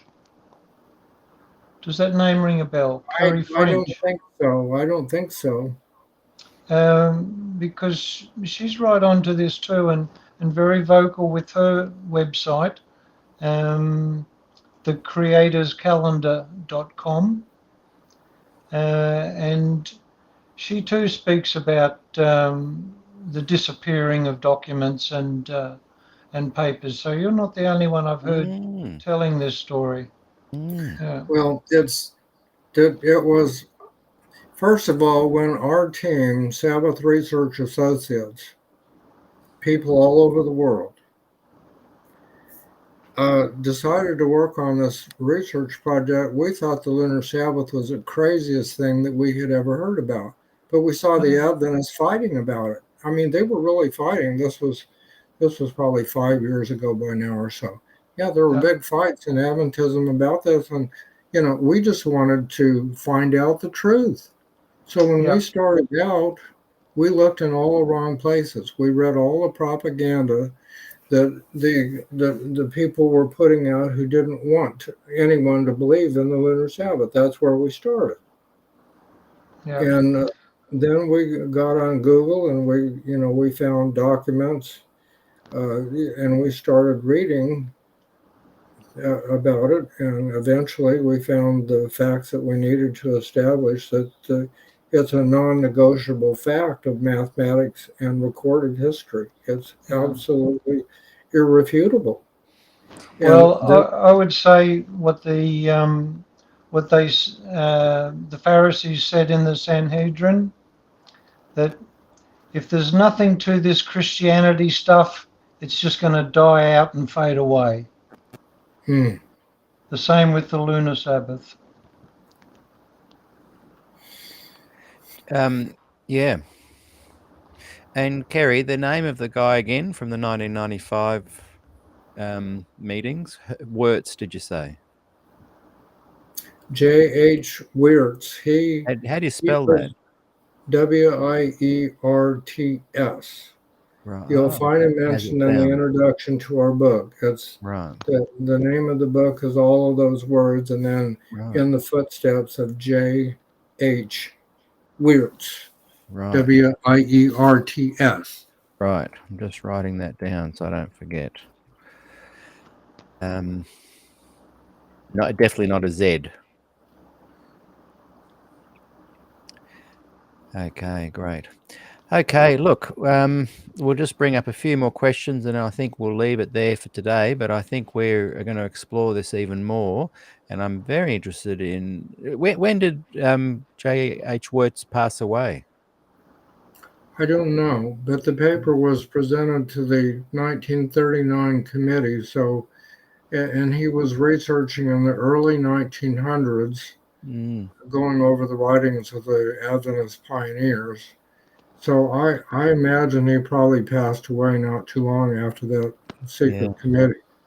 But his paper was retained by the General Conference, and at least they claimed in 1995 that they had it, and everyone was going to get a copy of it, Right. and they never did. Never did. We might have to rummage through his desk and filing cabinets. Yeah. Who oversees his legacy? Is there anyone that's looking after his material that you know of? No, I'm sure that anything he had was destroyed. Yeah, it's sad, isn't it? Anything. In fact, the Eric Froome, I think that's the man. All of his material has been destroyed too, as far as we know. It's just not available anymore. I mean, you can write or call a general conference and ask them for that material, and they'll say we don't have that. I'm going to read a couple more comments, questions, and then I Okay. want to finish with the thought or some reflections from both of you on what would Adventism look like if it took on board the lunar Sabbath. Could they maintain their 7-day cycle Sabbath as usual and then have a special meeting on the other days? We'll come back to that in a minute. I mean, just let that Okay. percolate in your minds, because I'm interested in what does Adventism look like if they did take it on board, or does the information totally kind of shatter the denomination? Okay. So hold that one. We've got here now Dale Hutchings. How are you going, Dale? Now, Dale, did I send you a CD? Got an idea it was you. We'll chat about that later. It may or may not have arrived. Let me know. Could you do a short explanation of the Lunar Sabbath? I have a postgraduate degree and I have never heard of Lunar Sabbath. So, Kerry, maybe, and then Steve, your thoughts? Okay, well, it's not. The lunar Sabbath is of absolutely no interest to Christians as a whole. The Sabbath issue was put to rest back in the days of the apostles, so nobody's interested in it. That's why you don't hear about it. Do you want me to take the time to give a short recap? Yeah. Okay, so you have 3 different classifications of holy days in the Jewish calendar of sacred days. You've got annual Sabbaths, weekly Sabbaths, and you've got the new moon days. All of the annual Sabbaths fall on weekly Sabbaths, sevens, that's the Sabbath, 7, but there are 2 that don't occur in intervals of 7, like the Day of Atonement is on the 10th day of the month. Has nothing to do with a 7 cycle. Okay, now on a modern calendar, there would be Holy Day Havoc. The weekly Sabbath would fall on the new moon Sabbath, and that would cause problems because the new moon day was a day of worship, public worship for Israel, and any work was allowed on that day to provide for public worship. The weekly Sabbaths were not about work at all. No work of any kind was allowed. God's law said the people even had to stay in their dwelling places on the Sabbath. That's so they couldn't find any work to do. So, and then there were certain things that had to happen, like on the 14th day of the month, you have the Passover day, and you've got people dragging their lambs up to the temple and women fixing food for the Passover meal and so on. If a Sabbath, weekly Sabbath, were to fall on the 14th day, that would mess everything up. It just couldn't happen. So on the 10th day of Passover month, the Israelites were required to purchase their Passover lambs. Now, what would happen if a weekly Sabbath landed on top of the 10th day of Passover month? There would be a conflict. Both are God's laws, the law of Moses. One says no work on Sabbath, the other says buy the Passover lamb on the 10th. Okay, so there was no conflict because in the Exodus lunar calendar, the days of the months start together at the beginning of the month with the weeks. So in this way, everything always happens on the same day of the month. You don't have names given to the days of the week because that doesn't matter. So the calendar, the Exodus calendar, fits together with the holy days like this, and an absolutely perfect fit. Never any possibility of a conflict that way. You can't run your weekly Sabbaths by a fixed 7-day thing and your annual Sabbaths by the lunar calendar, because eventually there's going to be the weekly Sabbaths falling on these days that they're not supposed to fall on. So this is a mathematical model which is perfect. It's like 2 + 2 = 4, and you can't refute it. It's mathematical, and you can't say, well, I don't like the way this turns out, and I don't want this to equal this. You can't have an opinion about it. You can't argue with it. It's just the way it was. And then you have the mathematical model. You have the history of the calendars used in the temple between the time of the captivity and the time of Christ. They were all lunar. You have historical records of the Roman general who attacked Jerusalem and destroyed the temple consulted the Jewish lunar calendar to determine which days they kept for their Sabbaths, and he decided to attack to maximize the effect of his attack on the 8th day of the month, which was always a Sabbath. Then you have historical records that Hillel II changed the Jewish calendar in 359 AD. He changed it from lunar to fixed week and adopted the brand new Roman Saturday as the official 7th day for Judaism, a fixed day. And remember, Saturday and Sunday did not exist before 321 AD when Constantine changed the Roman calendar from an 8-day week to a 7-day calendar. So Hillel II adopts this 7th day, and it was so long ago that everyone forgot about it.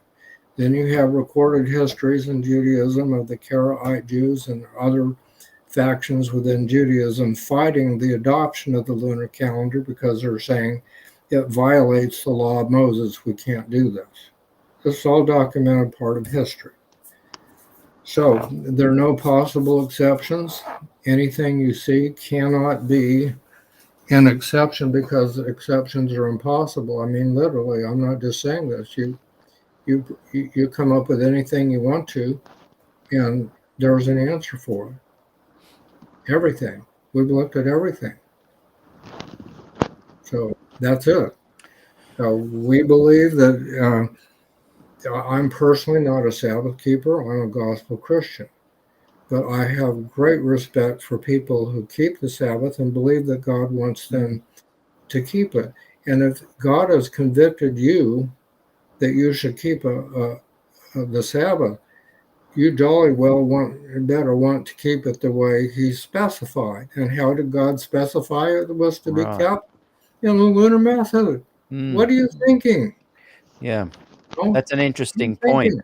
and it's something I have struggled with people that trying to understand my concept of former Adventists, but still having conversations with Adventists. And in your case, you don't keep the lunar Sabbath, but what you're saying is that, hey, if you're going to, at least keep the accurate one. I have no problem with keeping the Sabbath. Mm. I got in Yeah. a little trouble the last time I was interviewed by saying that if my wife were to pass away or something, and I was in the market for a replacement wife, I could marry an Adventist woman. I could Oh, keep yeah. the Sabbath with her because I need to keep it. To me, it blesses my life. It was a gift that was made for me. Mm. that's good. But Colossians 2, Paul says, don't argue about what holy days to keep. Keep them if you want to. Don't keep them if you want to. Don't argue about the dietary laws. So if Paul can't condemn someone for keeping the Sabbath, I certainly can't. Mm. And I think So I respect that about Steve's position too. I've never felt when chatting to Steve that you're coming across as going, I want to keep it, and you should too. You're definitely not coming across. No. I see Yeshua saying it was made for man. It's a gift for man. Well, you can accept gifts or not. Mm. I'm going to come to that question, but I just remembered there was a question someone messaged me that I will just quickly find. So in a moment, where is it? We'll come to the what does Adventism look like. I was very keen to find it. Here we go. I think I've got it.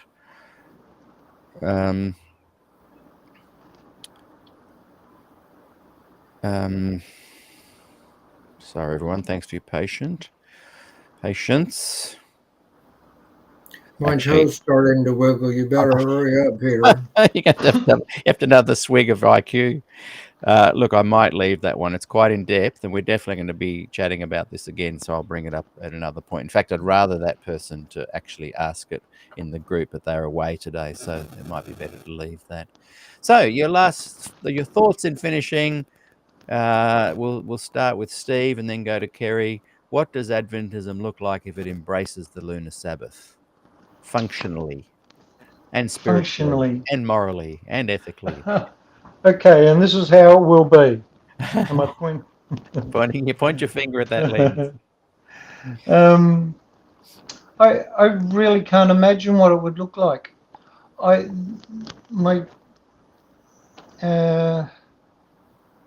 imagine it would look like small batches of almost like village congregations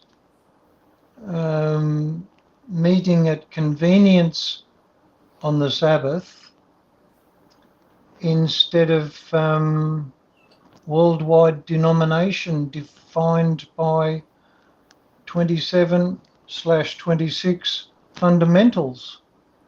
I believe it would, for someone to have a conviction of the lunar Sabbath, they would definitely need to have a personal relationship with Yeshua.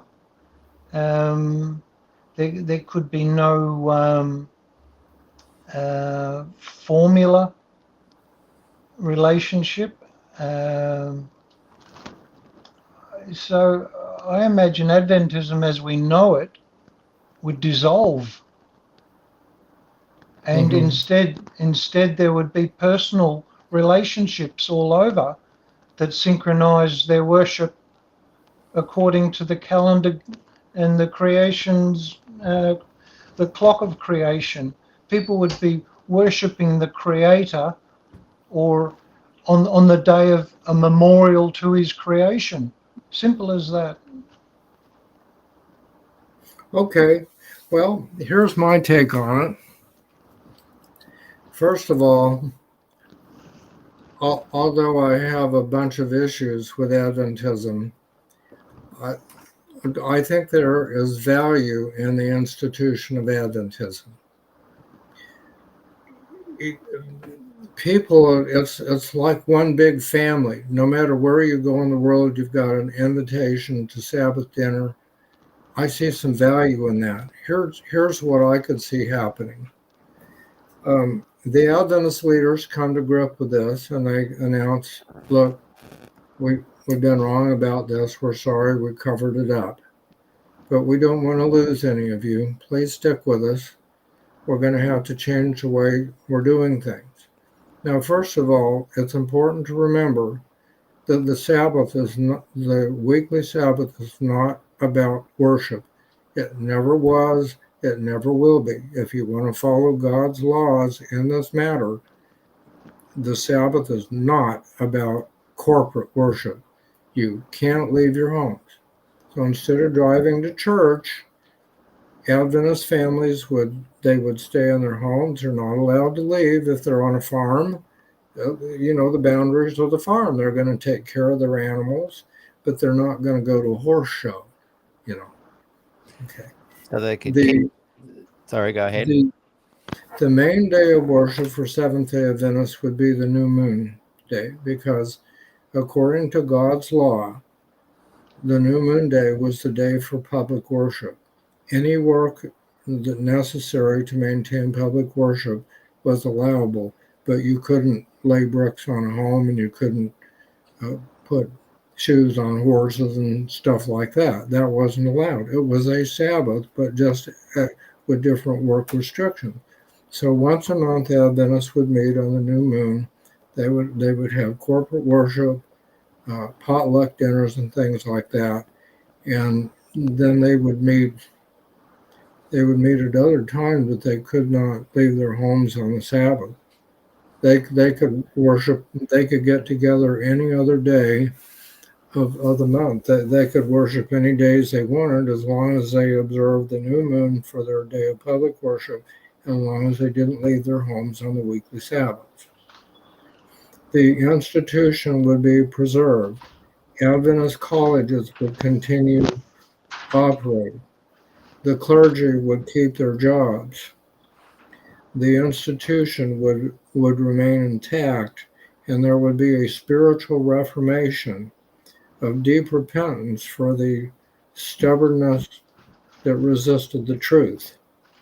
And God would bless the Adventist denomination in a big way. God looks at the heart. Now, I don't believe that Christians are required to keep the Jewish Sabbath. I no longer believe that. But if a person is going to believe that, and they do believe it, God is going to bless those people for doing it richly. And I know as a former Adventist, I love the Sabbath. I didn't have any trouble. Well, I shouldn't say that, because I always wanted the Sabbath to be over so I could do my hobbies, you know. But I had a lot of nature interests, so I was pretty happy on the Sabbath. I was, researching geology and hiking in the woods, identifying flowers and reading about the oceans and the forests and stuff. So I love the Sabbath. But anyway, that's my take on what is happening. I think what you're saying is they could keep the ritual celebration that they do with the Sabbath and all institutions, but they may benefit from following it more accurately when it falls on those days that the lunar month predicts they would be the actual Sabbath. Can I just? Well, yes. Yeah. Here's my philosophy on that.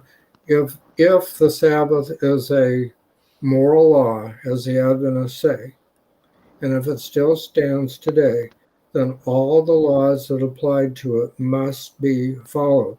You don't have the option to say, well, it's all right if we leave our homes. No.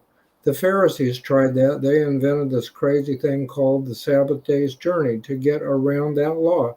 It let them take 2,250 steps so the people could go to the synagogue. That was against the law of God, flatly against the law of God. Because in Judaism, the 613 rules and regulations of the law of Moses, that was the law of God for Israel, not the Ten Commandments. That was a what do you call it? It was a special legal agreement between God and Israel. That part of it. So I would not want anything to happen to the institution of Adventism. I'd want it to stay intact. I want a reformation to leave the Sabbath there, because you can't condemn people for keeping the Sabbath. Paul said, don't argue about it. Keep it if you want. Don't keep it if you don't want to. There's nothing wrong with keeping it. Leave it just like the way it is, but keep the days right and follow all of God's laws about how to keep it. So if you are going to keep it accurately. Yes, they are. Do it right. 7-day cycle if you want.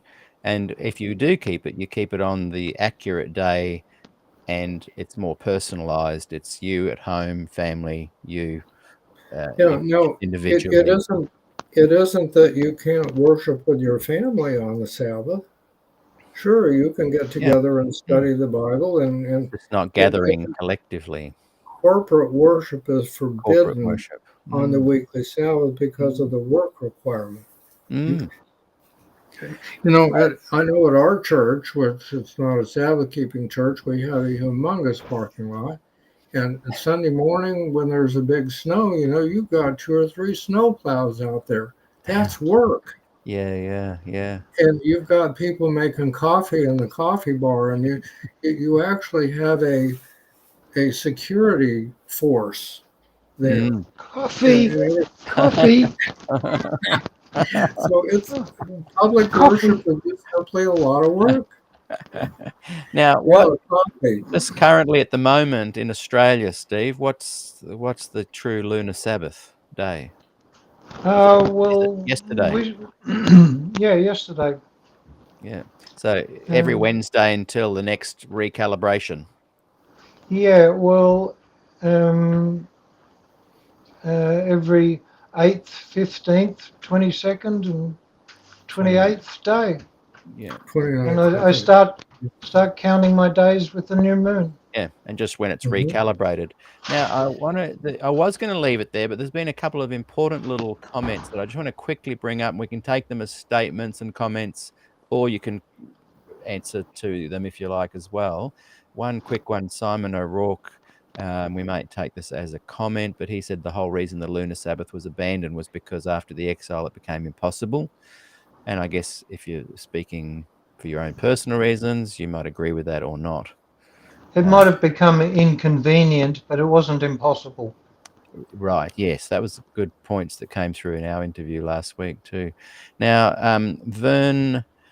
Wait a minute. I have to do something with that one. Yes. I have to. Yes, go for it. Right. This view is based on a lack of knowledge about one point in particular. While the Jews were captive to the Babylonians were keeping lunar Sabbaths also on exactly the same day that the Israelites were keeping it, that the Jews were keeping it. Right. Now, it's inconceivable you see, from what I've studied, the Babylonians didn't give a rip what the Jews believed or practiced. In general, I mean, there were some crises, there was a fiery furnace and so on, but we're talking about the captivity.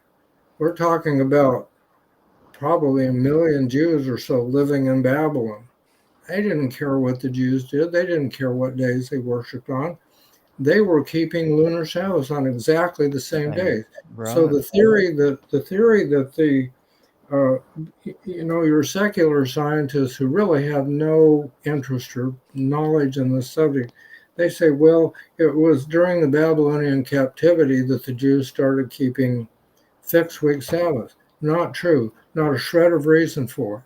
Same thing. You get up to the let's see, what was the next one to come along? The Persian Empire and so on. All of these civilizations were keeping lunar Sabbath, and they didn't care what the Jews did. So if they were keeping the same lunar Sabbath, why would they care? See, people don't understand this lunar Sabbath is all over the ancient Middle East, all over the place. Yeah, you can't help but land on the exact days anyway. Yeah. So okay, next Yeah, question. no, that was a good one. Now this one comes from my good friend Vernon Clyde Lewis, who definitely doesn't like when we question the Sabbath. And thanks for your comment there. I think I noticed, Vernon, that you did start watching right at the beginning. Maybe you dropped in and out a bit, because I think it would have been, you've written it's a totally confusing discussion. I think if you'd been able to stay through the lot, you may have picked up some of the answers you would need. What is with the Jewish Sabbath? There is no such thing. Check out Genesis chapter 1 and 2, and you've also added, check out Timothy 2:3-7. I think what we're trying to establish here, Vernon, is that yes, the 7-day Sabbath, keep it if you like, but if you want to truly keep the same Sabbath that the Jews were keeping, tell me if I'm wrong, guys, the accurate Sabbath, and hopefully in the last 10 minutes you've had some of your confusion, put aside, is important for you to keep if you do truly value the notion of keeping the Sabbath. And the Sabbath, the true keeping of the Sabbath day, would have been yesterday. And what do I you, think gentlemen? the distinction is between the Jewish Sabbath and the Adventist Sabbath. They're two different things. There is one thorny point Okay. here, though. You can't have a lunar Sabbath, which we know is absolutely true, mathematically impossible not to exist. You cannot have a Sabbath at creation. Now, True. there's a big translation problem with Genesis 2. We covered this earlier on the show, so I'll try to get this as compact as I can.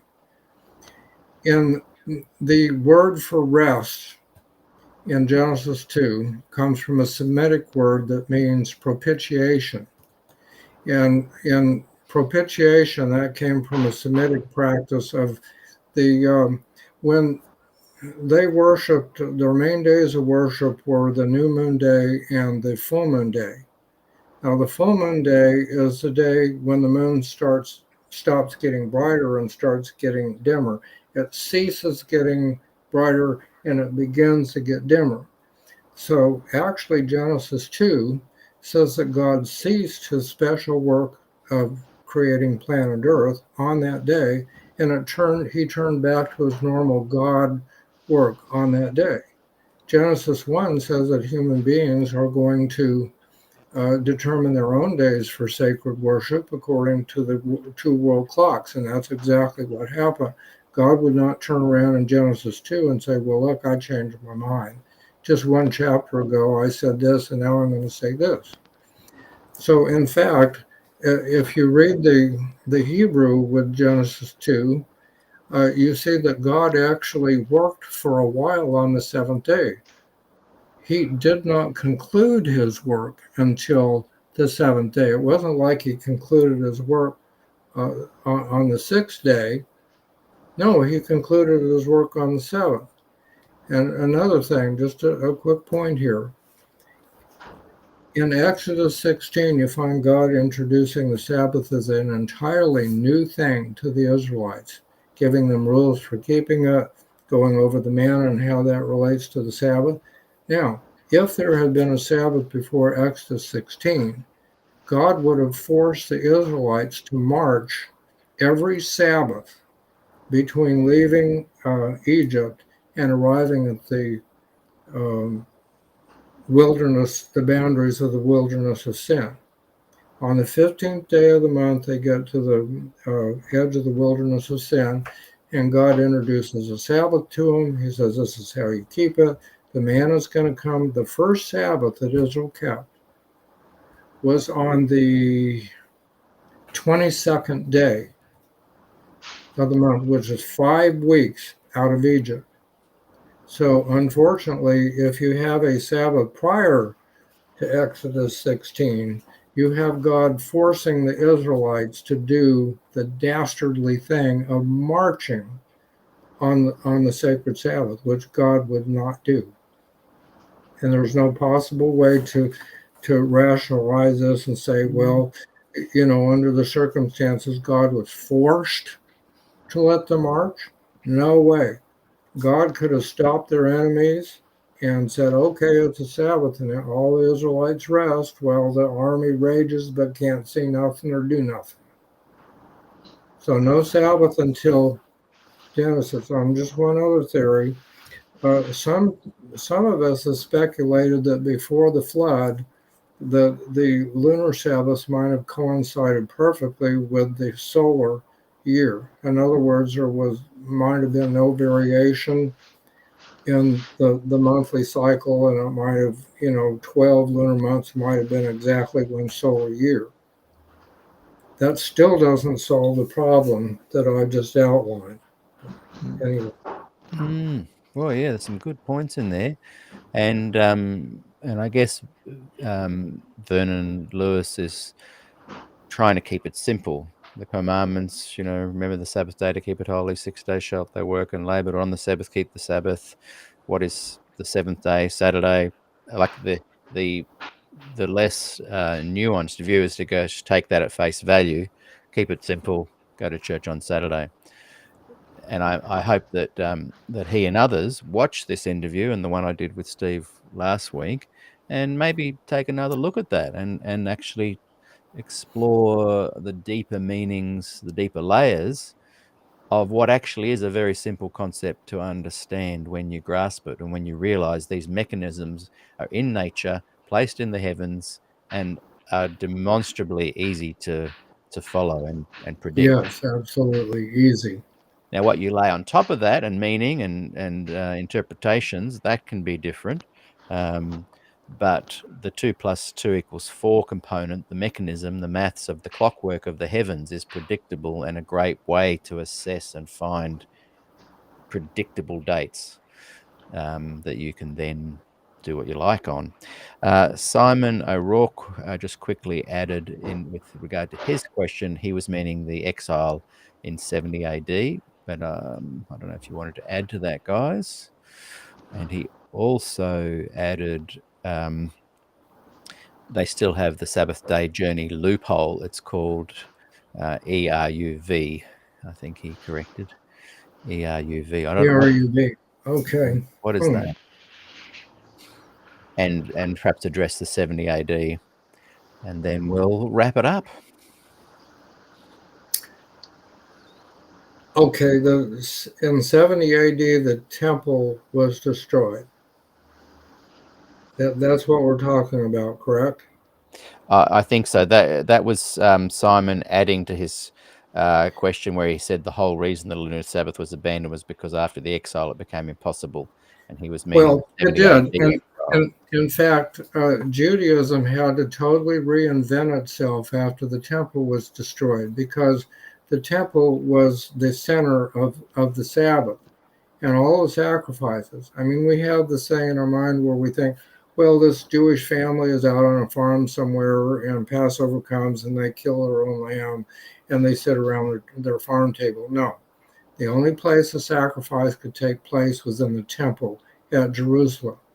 Every Sabbath, every new moon celebration, the Jews were required to sacrifice from 2 to 6 very young, male, and perfect lambs. Of course, this symbolized the death of Christ on the cross to atone for their sins.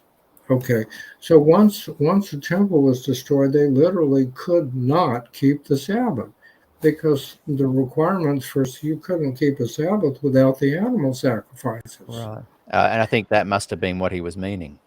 Yeah. So without the ability to sacrifice the animals, you've got no ability to keep the Sabbath. You just can't do it. You can't sacrifice a lamb in your backyard on the Sabbath. In the first place, only the priests were allowed to profane the Sabbath. That's a biblical terminology, by carrying on their duties in the temple on the Sabbath. So the priests were allowed to profane the Sabbath, and they were innocent because they were doing God's work in the temple. But they were the only ones allowed to work on the Sabbath. Of course, all that's redundant to the Christian, though. Unless they're continuing the thread from that point. Yeah, I think it is highly relevant because, like we've been talking about, if you're going to keep the Sabbath, you have to do it the way God said, and God said you have to have the animal sacrifices. Jesus said that he was the Jubilee Sabbath, and on in the year of the Jubilee, the AD 29, he announced that he was the Jubilee Sabbath. He was going to release the captives, forgive the sins, set the slaves free, and so on. So it's really impossible to actually keep the Sabbath right today without a temple.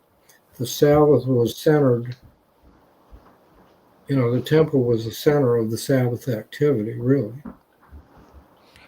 Had that become a corporate center for the Sabbath, though? At this point, gentlemen, I have to say thank you for having me. And thank you, because we're about to wrap it up. And I hope this drives everyone back to their scriptures and Yes. to look for those signs that remind us of our Creator. Yes. Shalom. Thank you so much, Steve. Look forward to catching up next time. Appreciate your input. Bye-bye. See you later. Thank you very much. Bye. And great to have Steve contributing there. And my special guest today has been Kerry Wynne. You can go and find out all things Kerry and work that he's done at lyingforgod.com. It's a fascinating website, and you're a man that has many irons in the fire. From you did a lot of work on getting Pirates of Privilege. That was kind of a loosely finished work by Walter Ray into a really nice edited book, and that's available on Lying for God. These other things you've talked about today you can find if you search that site there too. I think you can email Kerry there as well. You mentioned some free material. You're happy to email to people if they write to you. I can email stuff, but actually a good place for them to go is my Facebook profile. It's public, so you don't have to be a member of Facebook to get on. And that's just facebook.com/Kerry Wynne.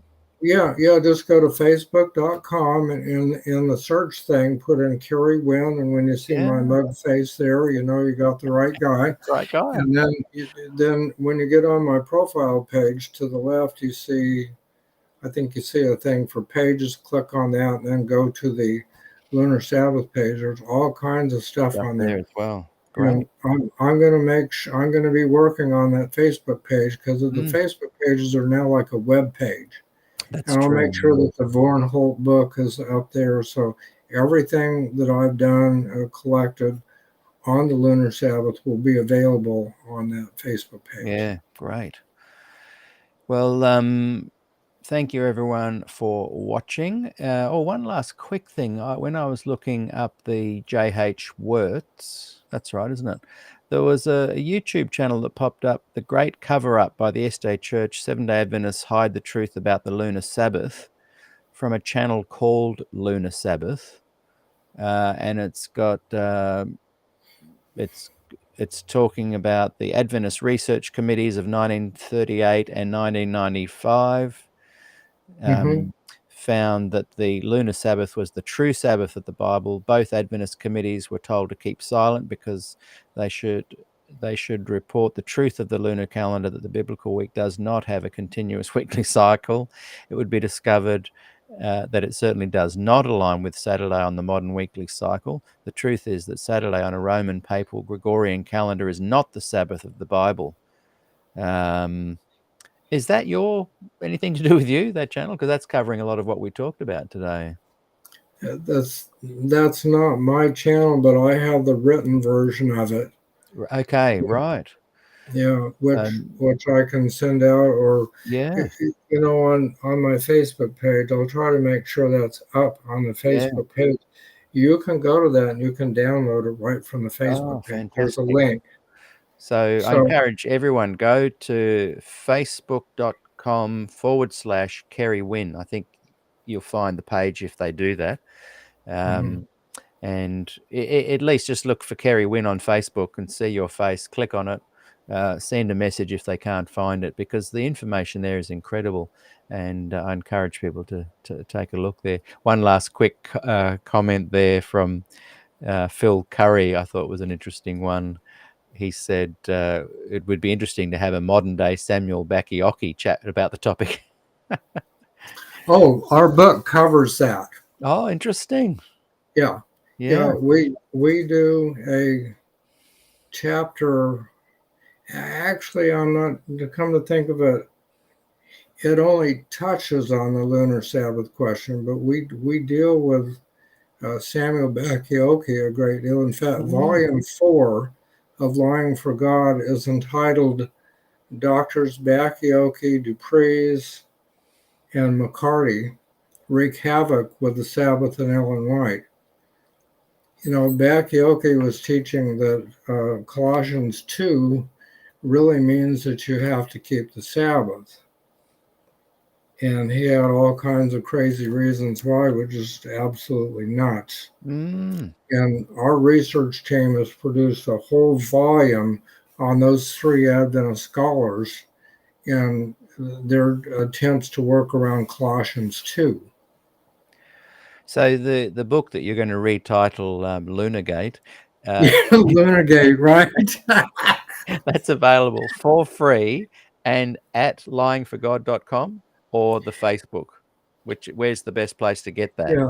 Now, I'm not just fooling. I think that the book will maintain its formal title, and then I'll just bring it out. I'll use the same file. I'll put a different picture on the front and call it Lunargate. You can use my idea free of charge. Thank you, Peter. I'll send you royalties on the book. Send me royalties on the free book. And I think you've said I'm able to maybe do a bit of an audio book of Pirates of Privilege. I think that'd be great. Yeah, so I might try that as well. I don't think anyone really owns the copyright to that. So we're going to leave it there. Chase up, Kerry. Just a quick plug. Every week people write and say, how can we support you, Pete? And I say, well, there's you can just look the QR code there or up in the corner here. Just hold your phone up to that if you're watching on a computer, and you can make a donation. It just simply takes you to PayPal, which I think is just wrong one. Sorry to give plugs right while you're sitting there watching. It's just paypal.me/Peter Dixon Music. I tell you what, it really helps. Even just paying for the restream every week and uploading to the hosting page, it's close to $80 a month just to keep that going. So thank you everyone for any support you can help with me financially. If you want to support just by listening to my music, go to Spotify, type in Peter Dixon Standing at the Cross, or click that QR code there, and that really helps. And of course, if you simply lean forward and click that like button, subscribe button, that really helps too. I'm sure I can say all that much quicker. I'll work on a way to do that. But thank you so much for joining us today. Really enjoyed our conversation. And, my privilege. I'm looking forward to our next one. We will have more. Thank you, Kerry. Until next time. All right. Good night. God bless. See ya.